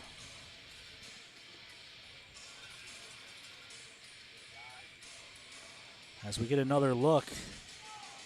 Yeah, Grandy with the stick right across the shin pads. Bruins to the power play. Toros failed to clear. It was Nichols who was poking at it, but a good keep at the line by Matt Marshnick. Up top for Williams. Long shot, tip out front by Haruza, goes to the corner.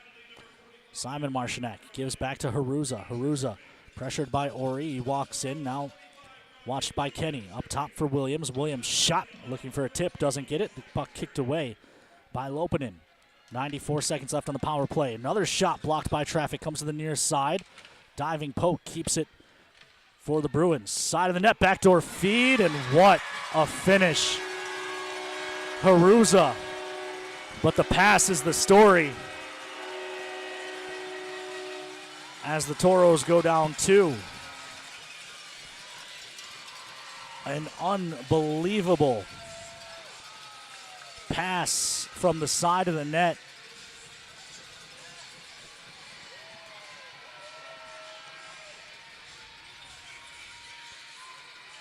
It's Paddington with the fantastic feed to Haruza. And there isn't much that Lopinen could have done on that one. I don't usually say this for other teams, but someone at the NA offices better have clipped that to be a goal of the week if they had NA TV up and running. This is Day into the zone. Tackled by Preem, and the Bruins will go right back to the power play.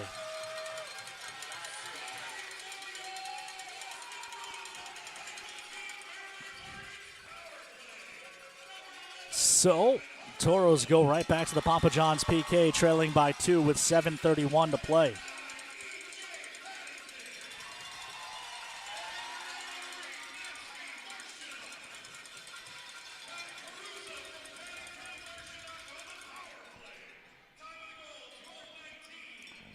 The Toros are going to use their timeout. This is feeling a little bit like last night's game. Toros went up 3-1 in the third, and the Bruins used their timeout, or in the second, I should say, and the Bruins used their timeout. They eventually came back to win.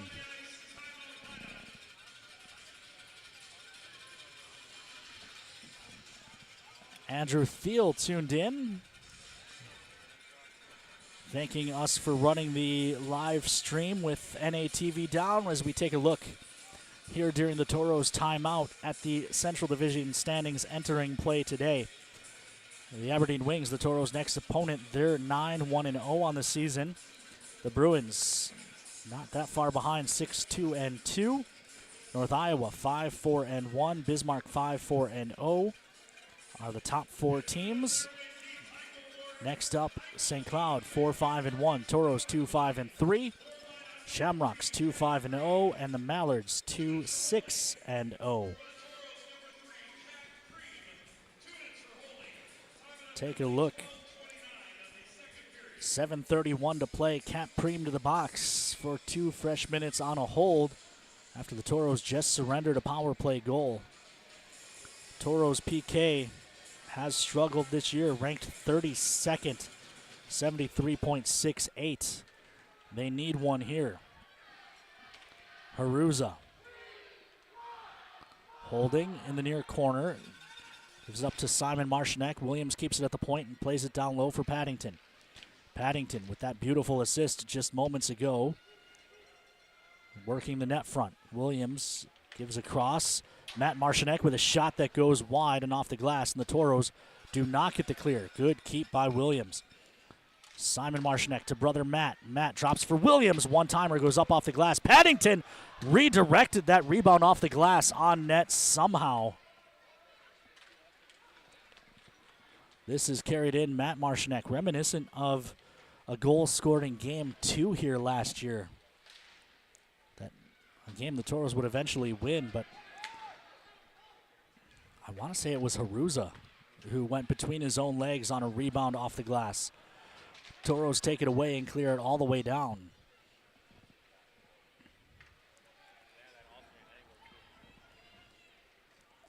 .50 seconds left on the Papa John's PK as the Bruins start up ice. Coleman into the zone, leaves for Lipset. Lipset rings it to the near side. Solominski and Day come together. Kept at the point by Albert to Lipset. Lipset right back to Albert. Albert, no lane, pressured by Sidorov. Albert carries all the way down to the corner and then flicks along to the near side. It missed Beckwith. Coleman races over. Tauros working Sidorov, held by Lipset, but still gets the clear. Day in neutral. Looks to pursue. 20 seconds left on the Papa John's PK for the Tauros as Albert rings it behind the net. Solominski hammers it around. It'll go all the way down. 5:42 left to go here in period 2. Tauros trail by 2. Just 5 seconds left on the power play, and then Cap Preem will be released from hockey jail as Day fires one well wide. Ty James finds it. Stepped into by Lipset. Played up the wall. Coleman took it away. Tauros full strength. Kenny tied up by Lipset behind the net. Puck played to the far side. Albert pinches down to keep it alive. Bruins still not having anyone exit the zone when the Tauros get possession. This is Ramirez. He'll hunt this down. Wins the race to it in the near or far corner, I should say. Big scrum. Eventually the Bruins come out with it. 3-on-2 if they hurry. Coleman spins it to the middle for no one in particular. This is taken away. Nichols stood up by Beati. Puck to the near side. Franchetti dumps it far corner. Pikic there. Pikic looking up the middle. Turned over as Habla couldn't catch it cleanly. They come across for Lund. Lund steps into one, kicked away by Lopinen. Follow-up try goes off the outside of the cage. Franchetti pushed off by Pikic. One-timer, shot, it's in. Klein.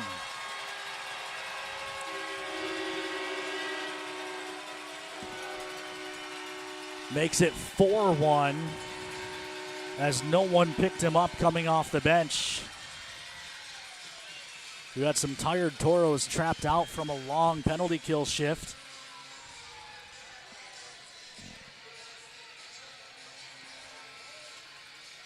And you see Klein come fresh off the bench and just Dane Ramirez late getting over there. He had been out for probably at least a minute.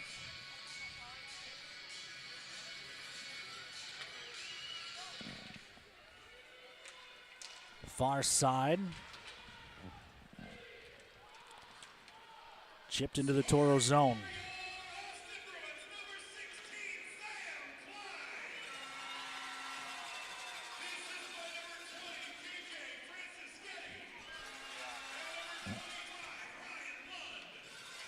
Bruins control. It'll ring to the far side. Doyle, the defenseman, again pinching down below the goal line. Just out muscling the Tauros. Up top for Luong. This is Dawson.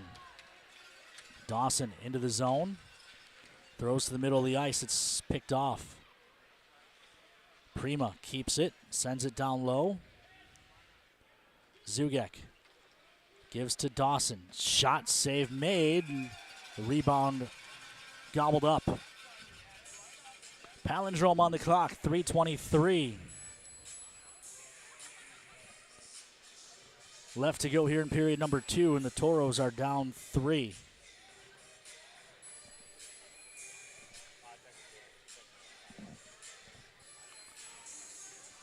Offensive zone draw, Sidorov. Vikland in the shooting hole.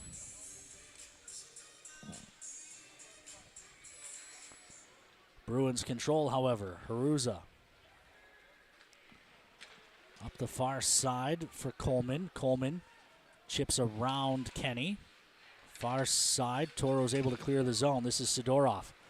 Stepped into by Williams. Vikland finds it and dumps it in. Budakis plays around to the near side. And Lund flips out to neutral, and he caught a high stick. So the Tauros will go right back to the kill.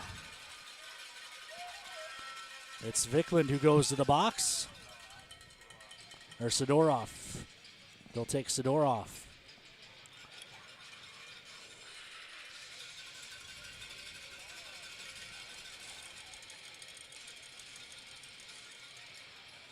Tauros are 2 for 3 on the Papa John's PK, as that last goal for the Bruins came after the penalty expired.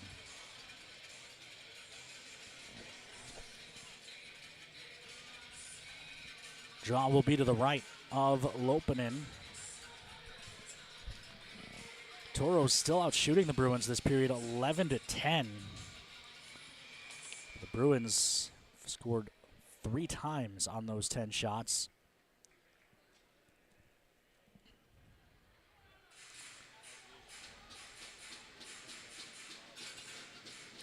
This is Lipset on the draw. It's won back by the Tauros. It ended up on net. And after making the save, the Bruins got the rebound. This is Elbert across for Coleman on the near side. Coleman up top, Elbert. Far side, Day. Day drops down low for Lipset. Bruins working it around the top. Lips make that Day, comes across. Coleman. Ramirez out there without a stick now. This is Day. Working on Ramirez. They find Day, they come across. Good pass block by Dawson. And now Ramirez able to get his stick taken away by Nichols. Nichols pushing play up ice. Trying to challenge shorthanded, but now it's taken away. Coleman. Bruins with numbers. 2 Tauros back the other end of the ice. Coleman cuts to the middle. Shot, save, and they're going to wave it off. The puck went in, but they wave it off because the puck went in after Lopinen was crashed into by the Bruins. We'll get another look thanks to Kobe Brault on the 1s and 2s.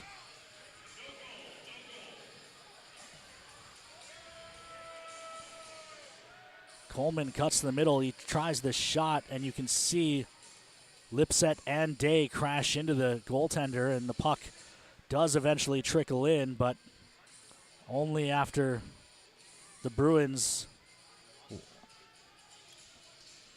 crash into him. Steve Howard arguing with the official.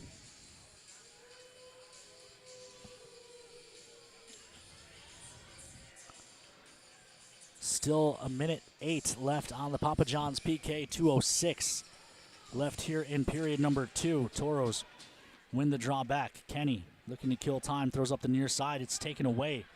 Tauros win the draw but fail to get the clear.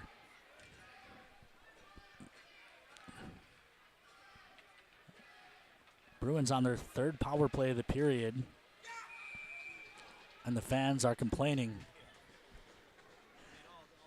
about the no goal call.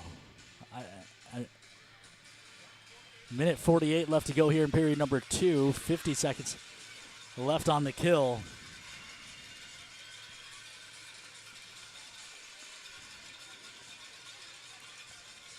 Simon Marcinek on the draw. Ori will be tossed from the draw, so Marlon Edwards will step in instead.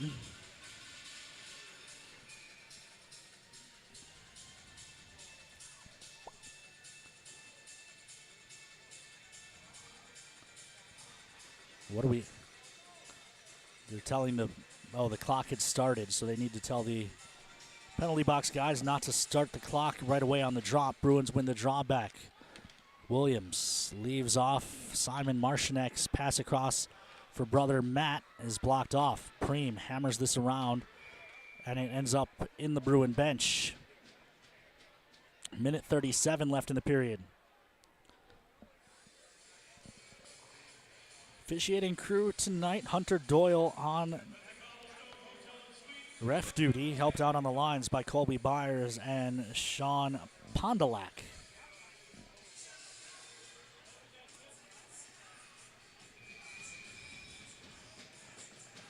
Now they'll toss Dane Ramirez from the draw. So Davin Nichols steps in. Draw won by the Bruins. Matt Marshneck hands off to Williams, the Bruin captain. Working from the hash marks, looks in the middle, gets a tip from Paddington, it doesn't go. Bruins still control though. Simon for Matt to the middle, tip goes wide by Paddington. Haruza to the near side. Hands off Simon Marshneck looking across for Matt. Didn't catch it cleanly. Cap Preem pushing, gets help from Dane Ramirez to punch that the length of the ice. Budakis out, plays to the far side. They've got Paddington up ice. Owen Dawson's back though. Dawson forces Paddington behind the net. Paddington falls down. Tauros come full strength as Haruza works in the corner. Looks out front. Save made by Lopinen. Follow-up try. Flicked to the far wall. Prima finds this. Works on Williams. Prima in. Delays. Shot. Save. Kick to the corner. Nice defense there by Andrew Long. Up ice for Klein. Klein drops for Paddington. Paddington wires. That goes off the glass. Rebound to the near side. Tauros control. Prima stepped into by a pair of Bruins. Keeps possession. Spins it into the zone, but it's picked off there. Klein stepped into by Dawson. Far side, Ori gets sandwiched between a couple of Bruins. And then he chopped Flood in the back of the leg for the hit. Flood got up holding his leg until he realized the puck was coming, and then he was magically better. As that shot gets sticked up off the glass as the horn sounds, we hit the second break after a disastrous second period for the Tauros. Bruins score all 3 goals in the period, making the score 4-1. We'll keep it here.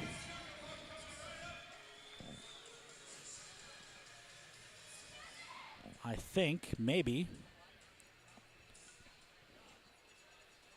we'll hear from Olivia Ice Level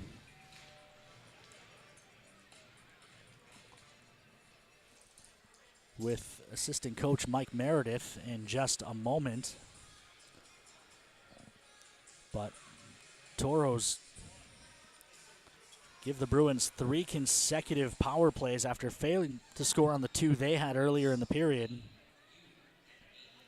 And the Bruins score on 1. They also cash in 2 even strength goals to open this one up. I think we have Olivia at ice level. Thanks, Ken. I'm joined down here with Mike Meredith, and the refs are going to sneak right under us. Mike, what is it going to take to get a couple goals into the third? We just got to bring more energy. We got into some penalty trouble that period. We ended up letting off the gas, and it cost us on the scoreboard. And I want to see us step it up and try to bring that energy back for the third period. For sure. Best of luck. Back to you guys. Thank you, Olivia. We will send it out to break when we come back. The Forebears Casino and Lodge intermission report after these messages here on the Minotauros Network. We often think of frontiers as pages in a history book, a time gone by. But even in this modern world, there are new frontiers to conquer. Whether you're tending the land to grow a better tomorrow or growing a business for new opportunities, the work you do powers the world. Exploring the frontier means stepping forward, shaping the future for yourself and for those around you. First International Bank and Trust, helping you live first, one step at a time.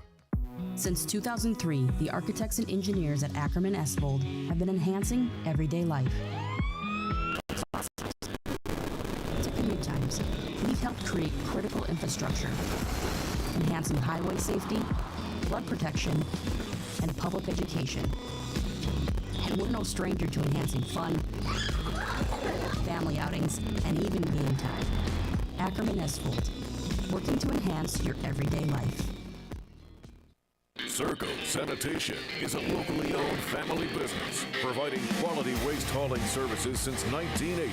We provide service to residential and commercial customers, as well as roll-off service for large projects and construction sites. We are dedicated to providing excellent service at competitive prices without deceptive contracts or hidden fees. For more on what Circle Sanitation can do for you, call us or visit circlesanitation.com. The Four Bears Casino Sportsbook has a new look. Enjoy Vegas-style betting in comfort. Play and qualify to win trips to Vikings or Raiders NFL games. Order a drink at the dedicated bar. Then kick back in a lounger and watch the full wall display. Feel the action all the way to the final moment and claim your winnings. Book it for private draft parties or game day too. Visit the remodeled Sportsbook at Four Bears Casino and Lodge, 4 miles west of Newtown. Is someone in your life using opioids? Know the signs of an overdose: limp body, slow breathing, or vomiting. Step 1 is to call 911 and give them naloxone. It will reverse an overdose, so it can be used even if you're unsure whether they're overdosing or not. Request a free 2-dose naloxone kit now at hhs.nd.gov/opioids. A state-of-the-art hospital and medical office building built with you in mind. The new healthcare campus and medical district, now open in Minot. Trinity Health, making more possible.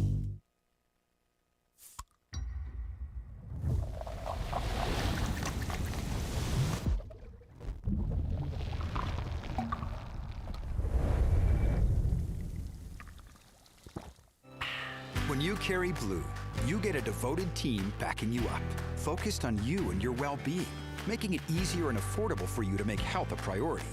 When you carry blue, you get a health plan that anticipates your challenges, that's helping shape the future of healthcare, with more helpful tools and resources so you can get the most out of your benefits and focus more on living your best life. Find your plan today. Blue Cross Blue Shield of North Dakota. Carry blue. Carry on. In life, there's good, better, and the best. The same theme applies for our car and light truck tires at Northwest Tire. We offer you good tires, better tires, and the best tires. Which choice is right for you? That depends on your tire performance needs and your budget. The choice is yours. Come in and talk to one of our tire experts, and we'll help you decide which tire is best for you.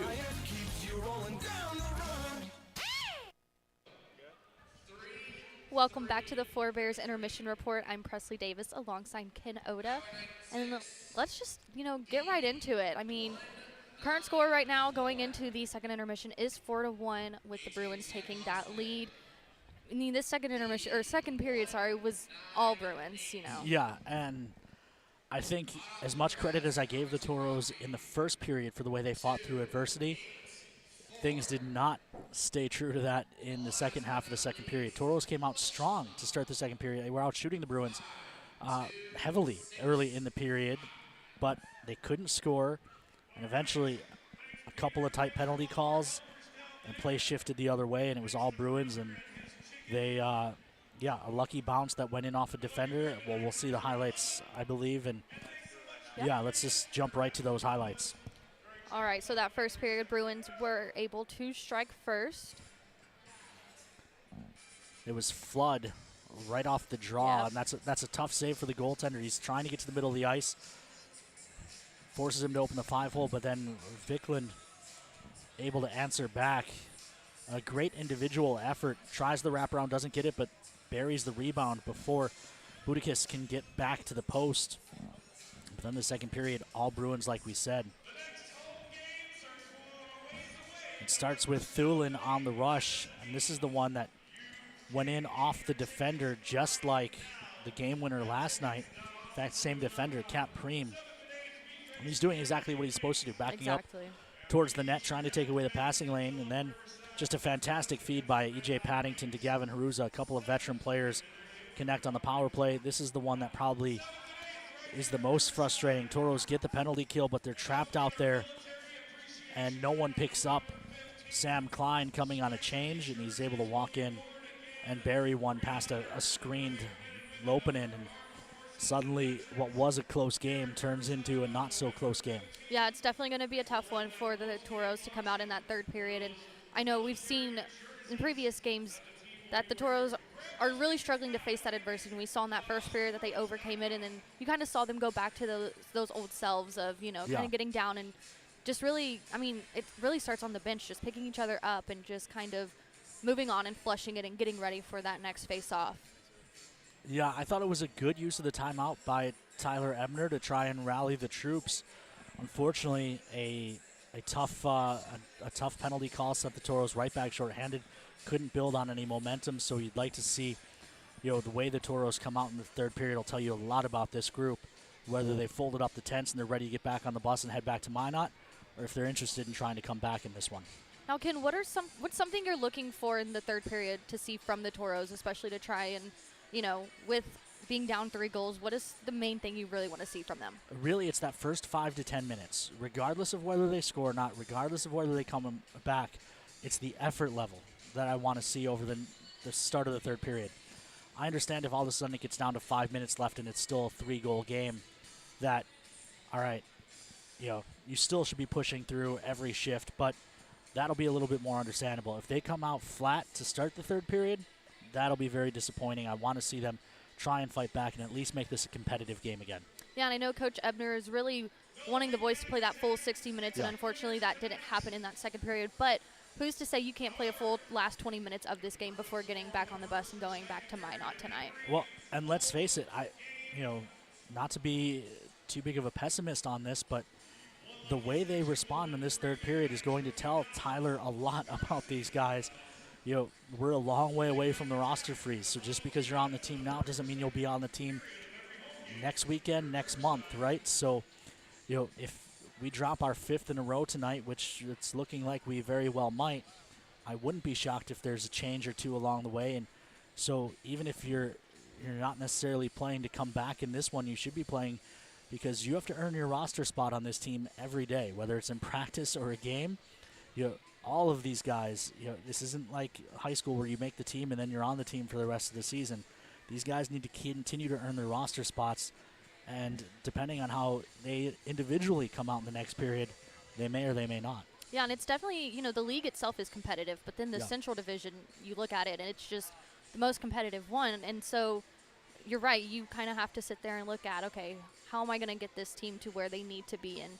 Whether that's a change or if a change in their mentality, we'll just have to wait and see on that. Look, the Tauros won at least 40 games each of the last 2 seasons. They've made the playoffs 3 years in a row under Cody Campbell. Cody's still running the hockey side. He's not on the bench.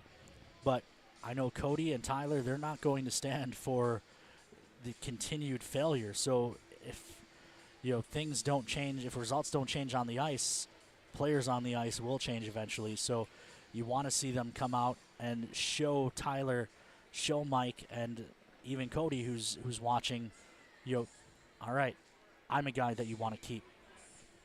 Yeah, I totally agree.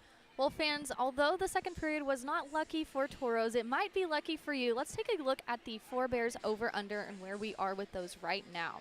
So the first one was total Tauros defenseman goals. That was set at half. Now, Olivia took the over, and Ken, you also took the over on that one. Yeah, we saw 2 from Solominski last night. And, in fact, even tonight, I think some of the Tauros' best offensive chances have come along the blue line. So, if they are going to come back, I wouldn't be shocked if we see one. But, a lot of offense from the back end. The Bruins are collapsing down in the zone, leaving the blue line open. I have a feeling if the Tauros are going to come back, it's going to come off the stick of a defenseman. Yes, and then the next one is total fighting majors called. That number was set at 1.5. And you both also took the over again on that one. And we saw the over pretty quickly. Sidorov went with Lund, I believe it was. So, and honestly, if the Tauros don't score in the first few minutes of period number 3, I wouldn't be shocked if we see another one. And then finally, you have the total Tauros power play opportunities. That number was set at 3.5. Liv took the over, and you took the under, Ken. Yeah, and I think we're sitting at 3 right now. So hopefully this is what I'm wrong on, and Olivia gets the win tonight, because the Tauros could certainly use another power play chance. I talked about it during that period when the Tauros didn't score on the 2 power plays. 28 goals on the season for the Tauros, 13 have come on the power play, just 15 have even strength. So you'd like to see the Tauros get a few more power play chances. It'll aid their ability to come back in this one. Yes. Well, we're going to take a quick break, and when we come back, we'll get you some out-of-town scores and some updates on those alumni. The Four Bears Casino Sportsbook has a new look. Enjoy Vegas-style betting in comfort. Play and qualify to win trips to Vikings or Raiders NFL games. Order a drink at the dedicated bar. Then kick back in a lounger and watch the full wall display. Feel the action all the way to the final moment and claim your winnings. Book it for private draft parties or game day too. Visit the remodeled Sportsbook at Four Bears Casino and Lodge, 4 miles west of Newtown. Circle Sanitation is a locally owned family business providing quality waste hauling services since 1980. We provide service to residential and commercial customers, as well as roll-off service for large projects and construction sites. We are dedicated to providing excellent service at competitive prices without deceptive contracts or hidden fees. For more on what Circle Sanitation can do for you, call us or visit circlesanitation.com. At Northwest Tire, we have tires for everyone.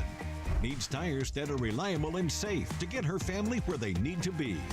Needs a tire that's heavy duty for all of his off-roading adventures. Needs tires that can get him from point A to point B. No matter what you drive or your budget. Northwest Tire keeps you rolling down the road. Welcome back to the Four Bears Intermission Report. I'm Presley Davis with Ken Oda here, and we have those out-of-town scores for you. So the Minnesota Mallards were in St. Cloud, and that game went into overtime, and we believe it just ended. Yep. St. Cloud took that one 4-3, so definitely an intense game over there. 41 seconds left in overtime. St. Cloud gets the win. Yes, and then North Iowa Bulls were hosting the Aberdeen Wings, and North Iowa is currently leading 3-2 in that third period. So A minute 19 left in regulation there. Wow. Yes, so definitely want to keep an eye on in that last minute or so. And then the Bismarck Bobcats went to Watertown, and they took that one 5-2. Or sorry, they are in the second intermission right now, and they are leading 5-2. Yeah. So, you know, Bobcats are definitely showing up in Watertown tonight, and that is game 1, and so that game 2 will be tomorrow. We talked about that scheduling earlier, so if you are interested in seeing the Bobcats or the Shamrocks, be sure to tune in tomorrow as well. NATV up and running tomorrow. Yes. Yes, and then let's take a quick look at some alumni and where they are playing now. So unfortunately, Colby Volk is not playing on the lines tonight with Western Michigan, but Western Michigan did pull off the sweep with a 6-0 shutout win against UMass Lowell. So definitely a really good weekend for Western Michigan fans, and I know a lot of Tauros fans are kind of becoming naturally Western Michigan fans. With Woogie there, and of course Pikich and Zugak committed there as well. So, yeah. And Hubert Clark, who was on last year's Toro team, is committed there, but he's playing out in the Western League right now. So, yeah, a lot of Toro ties to the Western Michigan program. Yes, for sure. So definitely a team for Tauros fans to continue following there as well. Then Chad Mueller, Penn State unfortunately won that one 3-0. So Long Island did drop that to them. And then Michigan State beat Boston University 4-3. So Danny really Russell good. with the assist on the second goal of the game there for Michigan State. I believe he led Michigan State in goals last season, Danny Russell. So he'll probably be a big contributor for them again as well. Yes, and then we are just over an hour away until Will Dawson and the Air Force Academy take on University of St. Thomas. So Tauros fans, if you are still up with us, you know, maybe you're checking in on us, driving back to Minot, who knows, you can definitely tune into that game there. Carter Clafton, as a member of Air Force as well, was a Toro goaltender for a bit. So, yeah, hopefully a good result for the former Toros there at Air Force. Yes. Now, Ken, before we go back out to a break and get ready for this third period, any final thoughts you'd want to share? Well, one, I'm looking forward to getting back to Minot, and not just literally back to Minot tomorrow morning, but also getting to play at home coming up this weekend. Trunk or Treat weekend, always one of my favorite weekends of the season. Also the start of the Circle Sanitation Coat Drive, so fans, if you have new or used, gently used winter winter gear, you can bring that. We'll have the Circle Sanitation bins up at the entrance.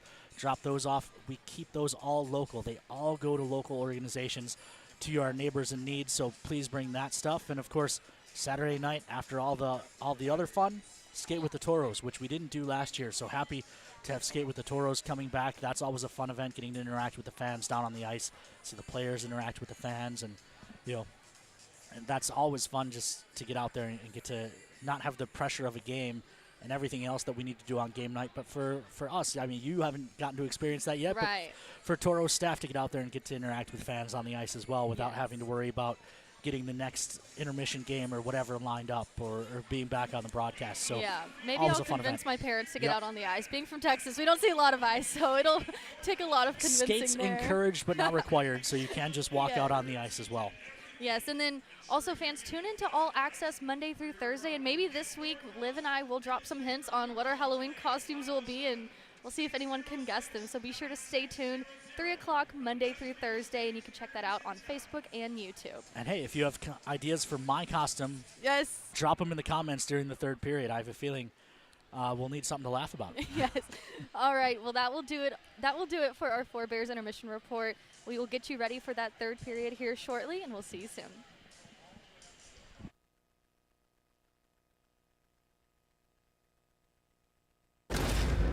If RPMs raise your BPMs, if the open road is an open invitation, then get up and go.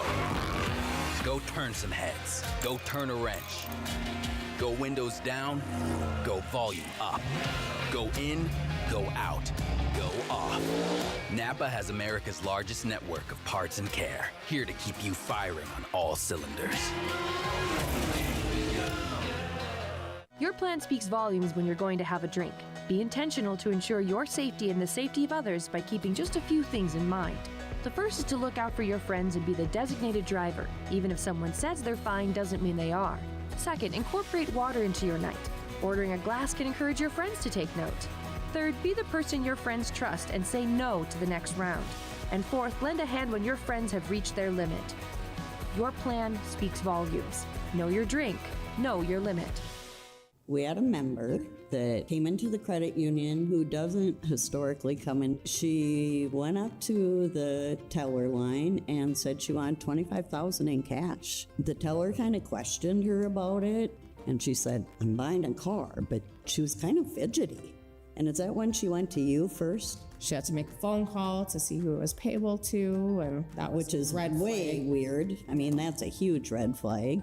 And that's kind of when I came up there and I just said, "Are you comfortable coming to my office if we just sit down and talk about this?" And that's where you took the phone and talked to the person on the other line, right? Then to hit the button on the phone and disconnect them, for her to say, "Thank you." I'd rather ask the uncomfortable questions than hear that I just assisted someone losing $25,000. Perfect. That's when you know you did a good job that day. At First Command, our advisors are committed to coaching you towards a financial future worthy of your service. We're dedicated to coaching you from the start of your military career to retirement and beyond, at home or during deployment, for when things get tough and when times are good. Let us show you how we honor what matters most to you. It's time to get started today. All right, Genty, time to learn the option play. Come on, Coach. I know how to run the option. Applebee's new Ultimate Trio. Mix and match 3 apps with 3 sauces, like shrimp, boneless wings, onion rings with sweet chili, blue cheese, and marinara. Or wonton tacos, waffle fries, and riblets with honey mustard, ranch, and honey barbecue. Or brew pub pretzel, mozzarella sticks, and waffles. How many combinations are there? There's over 80,000. Applebee's new Ultimate Trio. Choose 3 apps and 3 sauces for $14.99. That's eating good in the neighborhood.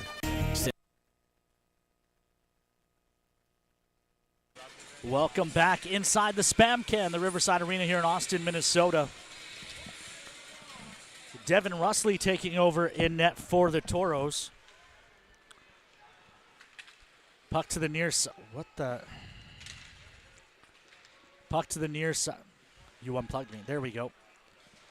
This is chipped into the far corner. Solominski picks up, but we're going to... There we go. We're going to bring in a special guest here on the broadcast, unless this one tightens up a little bit. Tauros fans may remember Peter Theodos is aboard. Peter, I know you and I have talked a ton this weekend, yes, but Tauros fans have not heard from you, so I wanted to give you a chance to pop in. Plus, we have a lot of Austin fans watching on the feed since NATV was down for most of this one, so figured we'd bring you in. I made a little bit of an appearance yesterday.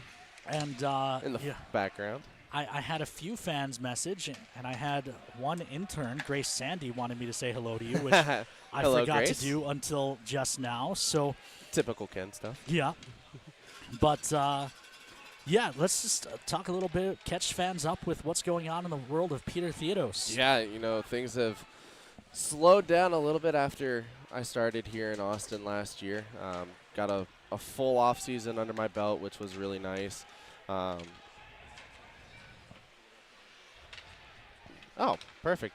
And obviously a lot has changed since I was here because I was just getting a message from Kobe and didn't know that was going on. So cool. But no, things are going really good here in Austin.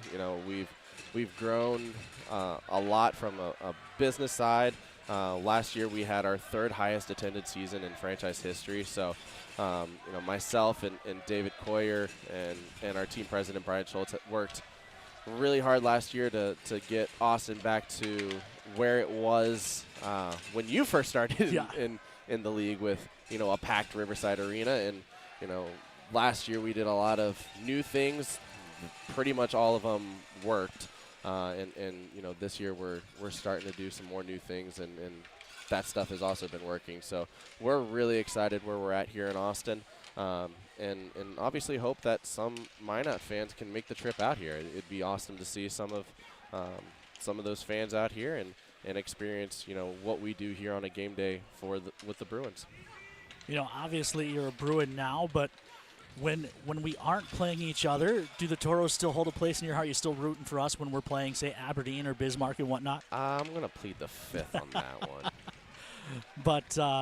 But yeah, it's good to see what you guys have done here. I told you off the air, but I'll go ahead and embarrass you on the air as well.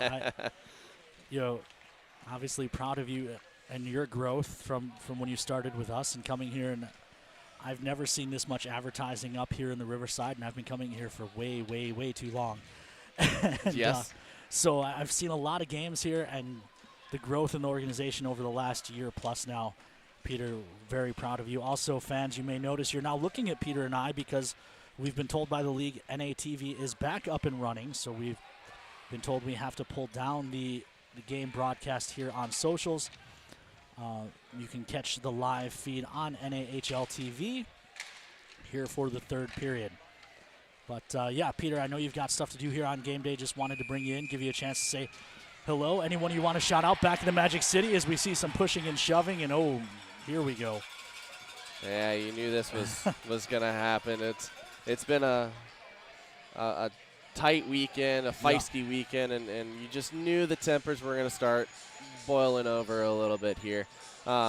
Surprised to see it involve former Austin Bruin Devin Russley was kind of at the start of it. He and Williams. Yeah, Russley wasn't here for that long and until he got his call up to the USHL, but still a former Bruin with a lot of ties with guys that are still on this roster. Nate Williams, obviously they were still going at and probably just catching up and talking politely to each other, as hockey players usually do. Yeah. But yeah, where we started before that, was anyone you want to shout out? Oh, yeah, absolutely. Anything you want to say back to the old Toro fans? Just like when we used to do it, just squirrel moments all the time. So glad to see that's good. But no, I always got to give a shout out to my former billet, Miranda Schuler, and her family. Obviously they did a lot for me when I lived there and got me settled as a young kid out of college. Obviously, the Coates family, they were fantastic and always giving, positive energy, always saying hi before, after, during games and all that. So always great to interact with them. And I feel bad for naming off people because there's just so many. There are. When you're there for 4 years, you get to know people not from just a name and a face standpoint. You get to know them. So obviously, I don't know if your family's listening, but obviously I want to give a shout out to V and the kids and all that because, again, V did a great job of welcoming me in and making me feel comfortable there too during my tenure. A memory we can't share on the air. Yes. Obviously, the ring staff at the Mesa and all that. So, like I said, I know I didn't name off a lot, but I still think about a lot of people from my days in Minot. There's still a lot of people that I talk to from my days in Minot and just really appreciate, everything that was done for me there. I said it in my goodbye letter, but I came in as a young kid out of college, and everyone there opened me with wide open arms, especially being 22. Ooh, that one off the post. Especially being 22 hours from home and all that. So, well, we hate seeing you in black and yellow, but we love seeing you succeed. So, yes. Thanks for jumping on the broadcast. I appreciate it. Thank you. Thank you so much, Ken. We love you, Peter. Yeah, love you guys. We'll let you get back to work. That was former Toro front office member and current Austin Bruins front office guy, Peter Theodos. Bruins control. We are 4-on-4 as this is chipped ahead for Paddington.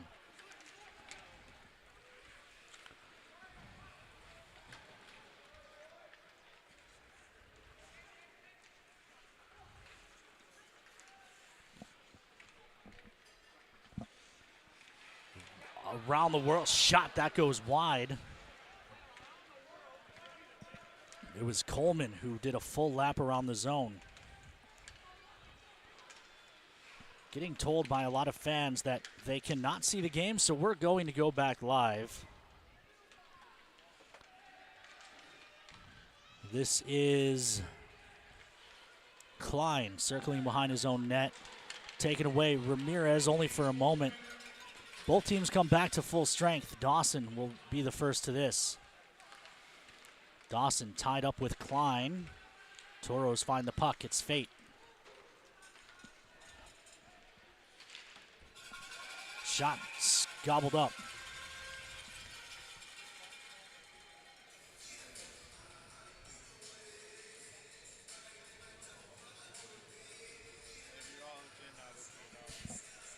.14:02 left to go here in the third. Toros still down 3.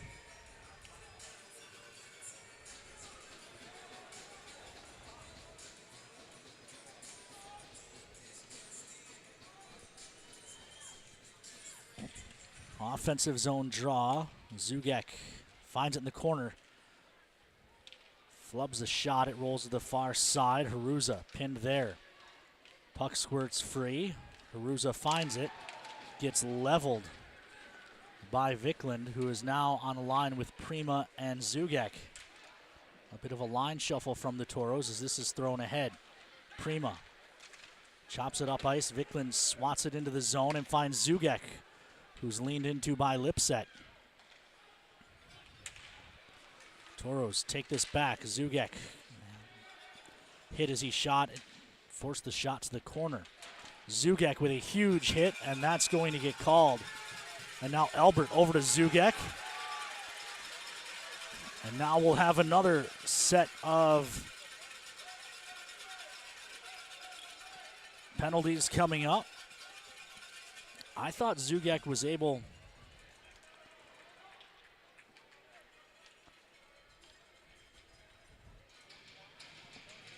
to get shoulder to shoulder.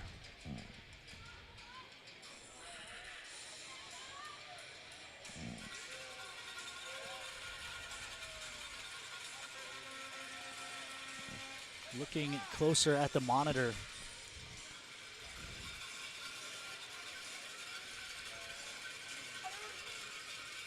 Now that's to the numbers.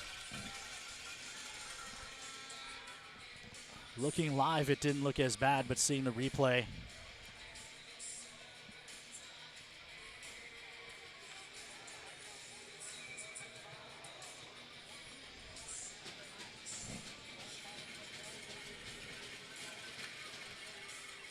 Bruins control. Haruza, shot fought off by Russley. Far side, Williams can't stop it, races on the other way. Nichols and Ramirez can't keep it away from Williams, and the Bruins take back over. Minute 41 left on the Papa John's PK as Williams hits the line.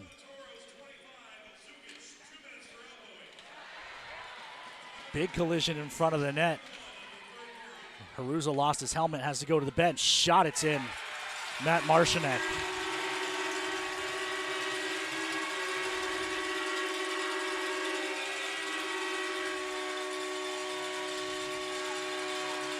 And the frustration boiling over for the Tauros.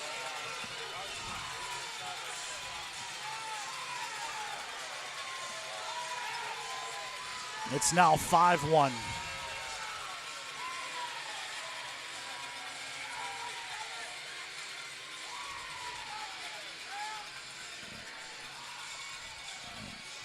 Here's another look. Marcinek's shot, and then rather than celebrate, he goes over to punch Solominski. We lose the video for a second as the light goes out.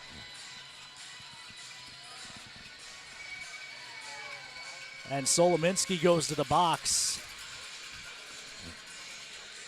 So the Tauros will be shorthanded again.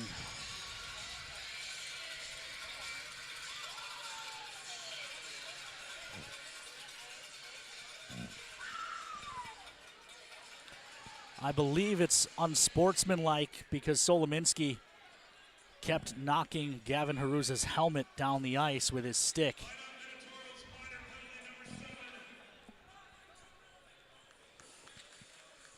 Sidorov wins the draw forward, pushes into the zone. Shot, save made, rebound controlled by Haruza, who now has that helmet back. Dawson takes it away, throws it on net. Simon Marcinek with it, leaves for Williams. Up by 4 with 12:20 to play. The Bruins still running a 4-forward power play unit with their leading scorers. That tells you just how they feel about the Tauros. This is Matt Marcinek, leaves off far side. It's an offside play. Gavin Haruza was in early.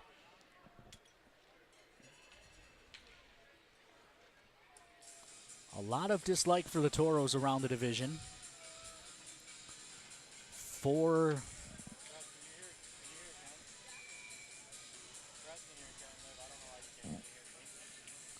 draw back in neutral. Dumped in. Tauros get the clear off the draw. Played to the far side. Budakis played it up ice. Beckwith. Coleman turning. Plays it back to the point. This is Lund. Lund spins down the wall. Hands off to Beckwith. Up top for Day. Day goes up top for Lund. Looks across. Back up top for Lund. Thought about it. Pulls it down. Comes across for Day. One-timer. Save made by Russley. Tauros find the rebound and clear it.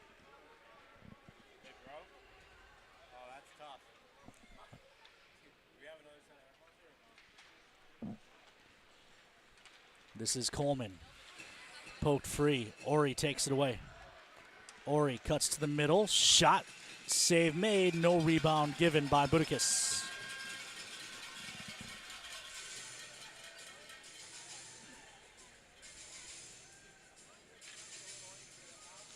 Offensive zone draw coming for the Tauros. 11:06 left to go. Still 22 seconds on Solominski's unsportsmanlike.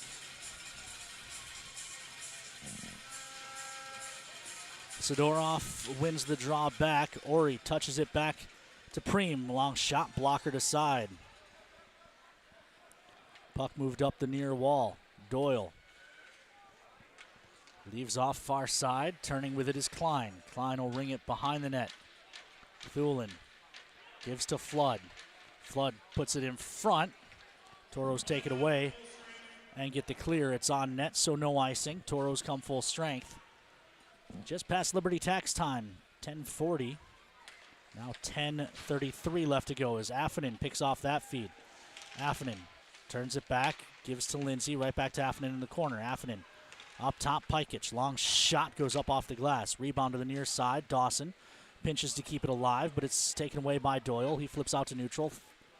Thulin can't keep it away from the Tauros. Lindsay to the middle of the ice, and Dawson. Dawson fires it wide of the net. Habla trying to chase it down.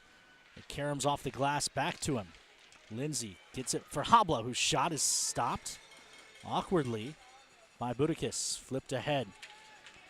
Beckwith lost it to Habla, who looks up ice, but he missed. Lindsay with the pass, and Bayetti will drop back. Far side, Bruins up ice.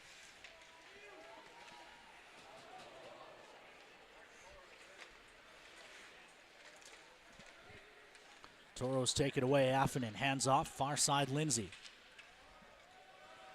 Dumped in.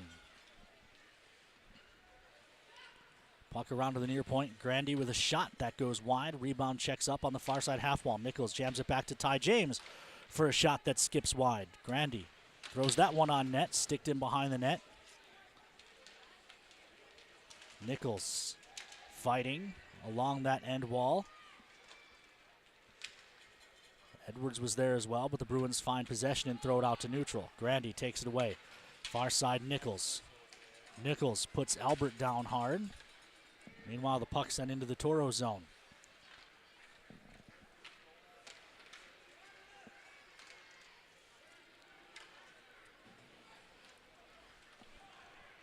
Shots this period 7-5 in favor of the Tauros.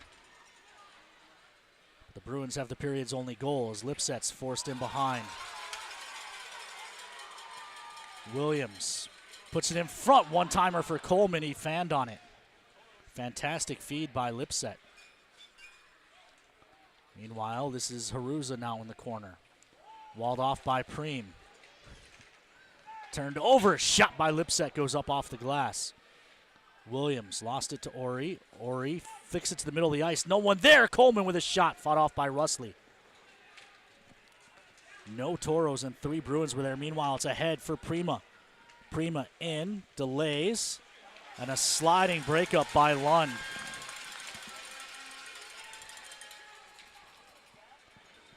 This one thrown up ice. They'll wave off icing. The Bruins could have played it, I suppose. Up ice, Paddington. Tied up by Pikich. Klein finds it. Plays across. Pikich tied up with Paddington. Sidorov finds the puck. Comes to the near side, Prima. Prima finds Viklin. Viklin makes one man miss and then chips into the corner. Viklin and Doyle go into the wall. Luan tied up with Sidorov. Meanwhile, Solominski and Paddington came together hard. Puck along to the near side. Touched up ice, Sidorov. Ramirez drives the net. Sidorov carries wide. Looks in the middle, no one there. Bruins will try to turn quickly. It's Lovejoy. I'm sorry, that's Day. 48, not 18. Far side, Tauros throw it to no one in particular. That allows the Bruins to keep it in the zone. Olivia, can you hear me now? Let's just go down to ice level. And Olivia. Thanks, Ken. Yes, I can finally hear you. Fixed my headset. I got a chance to speak to Mike after interviewing him, and he obviously just said the biggest thing is just finishing strong, playing the full 20 minutes, and being a team for those final last seconds. Back to you. Thank you, Olivia.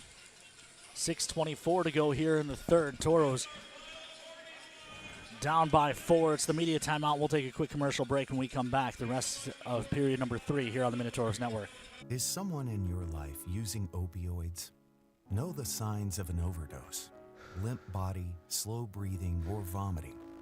Step 1 is to call 911 and give them naloxone. It will reverse an overdose, so it can be used even if you're unsure whether they're overdosing or not. Request a free 2-dose naloxone kit now at hhs.nd.gov/opioids. Welcome back inside the Spam Can. Tauros trail the Austin Bruins by 4 with 6:24 to go here in period number 3.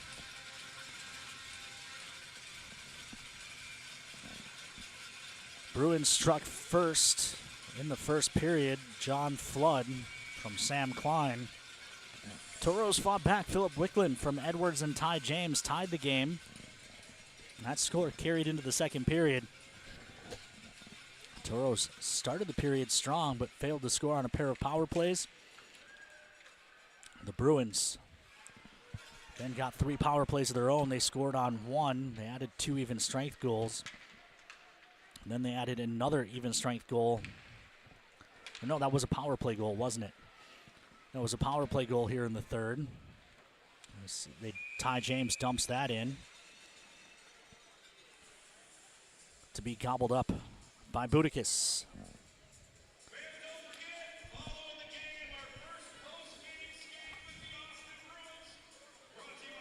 So, 6:01 left here in regulation, and this long series of road games for the Tauros.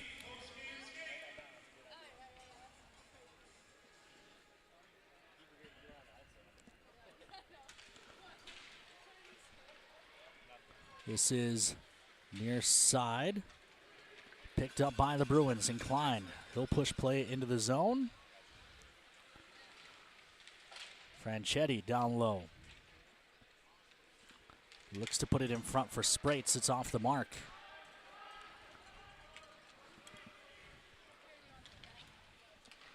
Bruins will start up ice.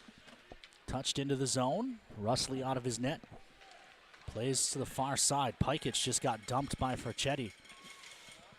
Ahead, picked off by Flood. Solominski walled Flood off. Far side, Nichols. Carries up the near side. Marlon Edwards forced to turn. Drops it back for Preem and missed him. Turned over to Day. Day tries a Michigan and lost the puck before he even made it around the net. That shows you the level of disrespect the Bruins have for the Tauros right now. Lipset feeds it to the middle. It's broken up before it connects with Day, but Lipset finds it, hands to Thulin. Thulin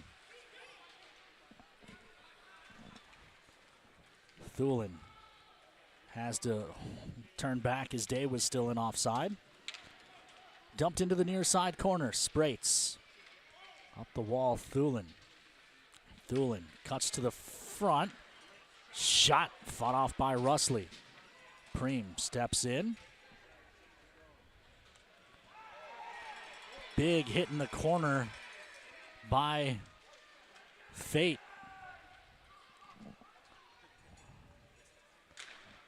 Long shot, gloved and held by Russley for a whistle with 4:02 left to go here in period number 3.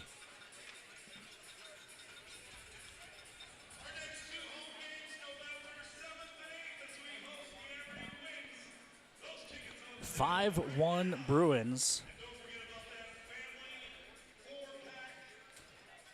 here in period number 3.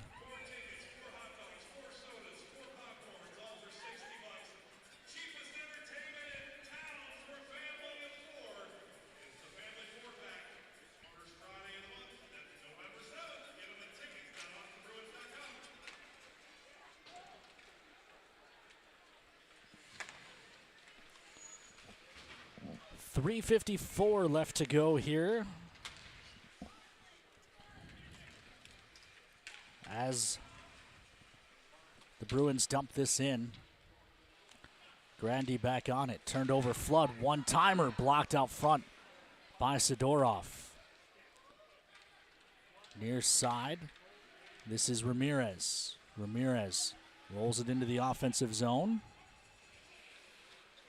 Thrown to the near side and Klein.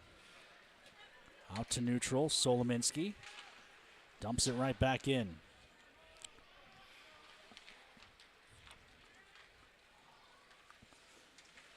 Solominski fires that back in once again.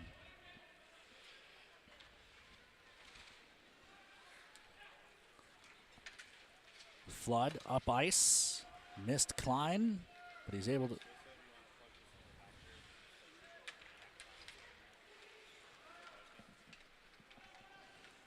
This is up ice, Sprates. Yep.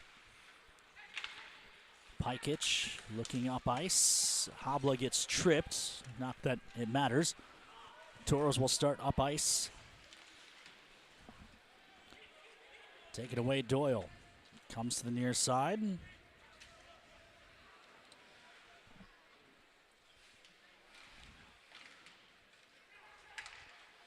Bruins take it away. Beckwith can't one-time that pass. Across the near point, Doyle. Down low, swung to the far side, Day. Stepped into by Zugek. Affanen. Drops it back. Taken away by Beckwith from Preem.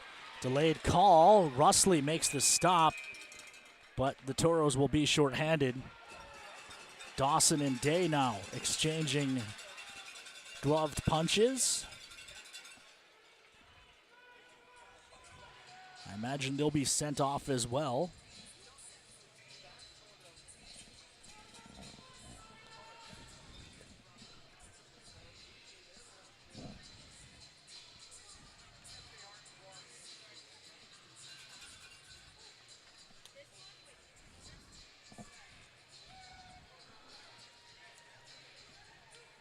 It's a 2-minute hold on Preem.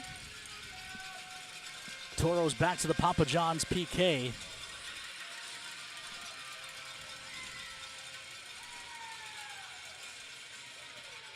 And with a minute 50 left and a 4-goal lead, the Bruins once again throw out a 4-forward power play unit.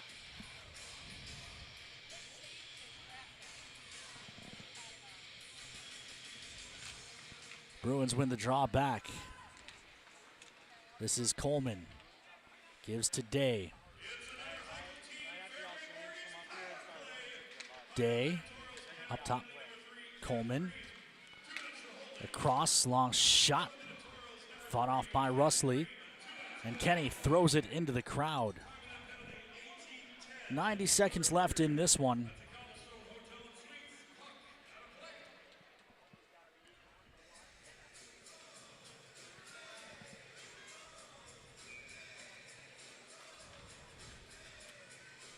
Draw to the right of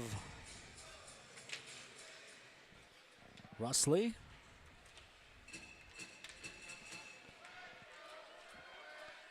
Bruins control.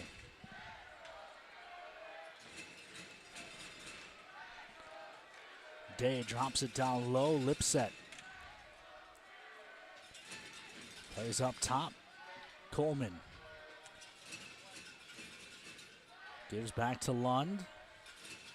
Gives to Coleman, looks across. Day with a shot blocked by a sliding Kenny, who then jams the puck to the wall. Beckwith on the ice in front of the net. Lund there as well. Final minute of play in this one as Coleman looks to dance in, comes across for Lund. Tip play doesn't go. Follow-up try put over the crossbar. And then an elbow to the head behind the net by Lund. And we're going to have some more.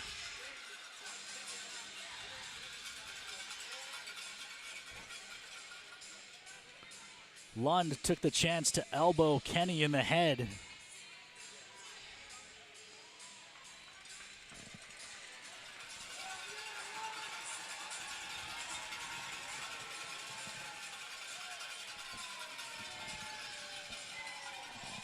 With 40.5 seconds left.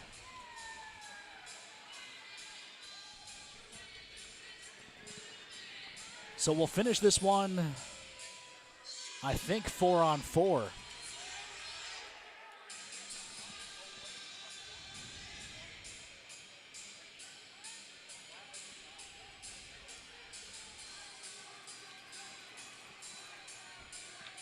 Beckwith doing a lot of talking, and the Toros telling him to take off the bubble. He is a 20-year-old after all.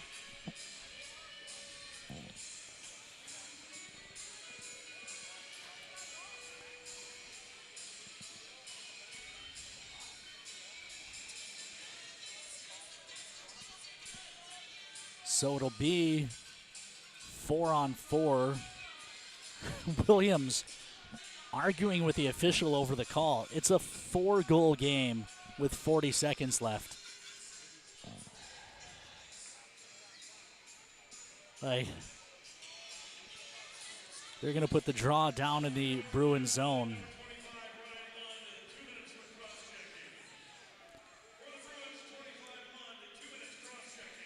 So other finals, North Iowa did hold on. They get the 3-2 win in Aberdeen, their first loss to anyone not in a USA jersey.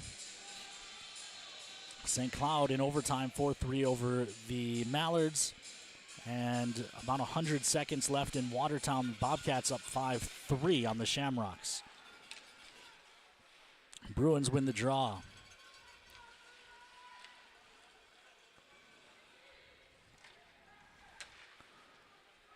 Dawson with a big hit on Flood.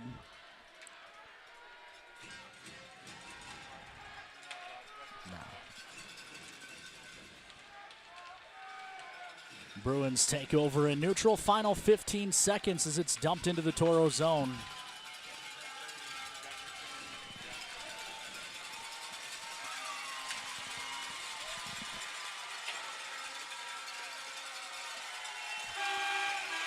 And the horn sounds to mercifully bring this one to an end.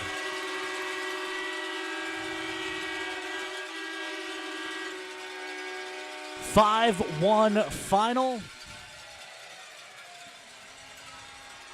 We will keep it here.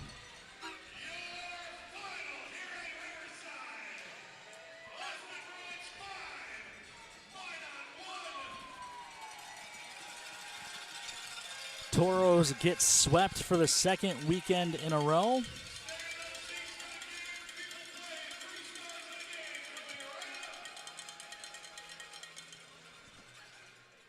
We'll recap this one for you quickly. We've got a long drive ahead of us. First, we'll pay off the Forebears over-unders.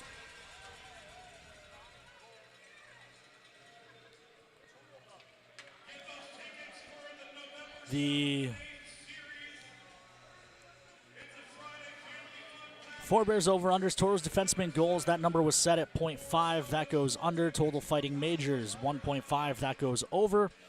Power play opportunities for the Toros, 3.5. That goes under as well. Did we have any winners there? 3 points to Tanya Stevenson. Tanya Stevenson, you pick up the Forebears Stay and Play package. The McDonald's Toros trivia question was, what is the Toros record for shots on goal in a regular season game? 55.9% of you had the correct answer, 66. Olivia, not one of those people who had the correct answer in the app. She did have the correct answer on the pregame show. That record was set December 16th of 2023 when the Toros put up 66 shots in a 9-1 victory over the North Iowa Bulls. The correct answer, several fans had it, but Michael Kraut is the lucky winner of a free lunch from our friends at Dakota Dry McDonald's. You can pick that up at the next Toro home game, which is Friday night against the Aberdeen Wings. Remember, it's also UFTA's rebrand for Halloween weekend, the Circle Sanitation Coat Drive weekend, the Minotauros Booster Club Trunk or Treat tailgate on Saturday, and Skate with the Toros on Saturday, as we finally get to play a home game for the first time in a month. For Olivia Tosto, Presley Davis, Kobe Brault, I'm Ken Oda. Hoping you enjoyed what you were able to see of the broadcast. We apologize for the NAHL TV difficulties. We'll all try to do better starting next Friday. Until then, have a good week.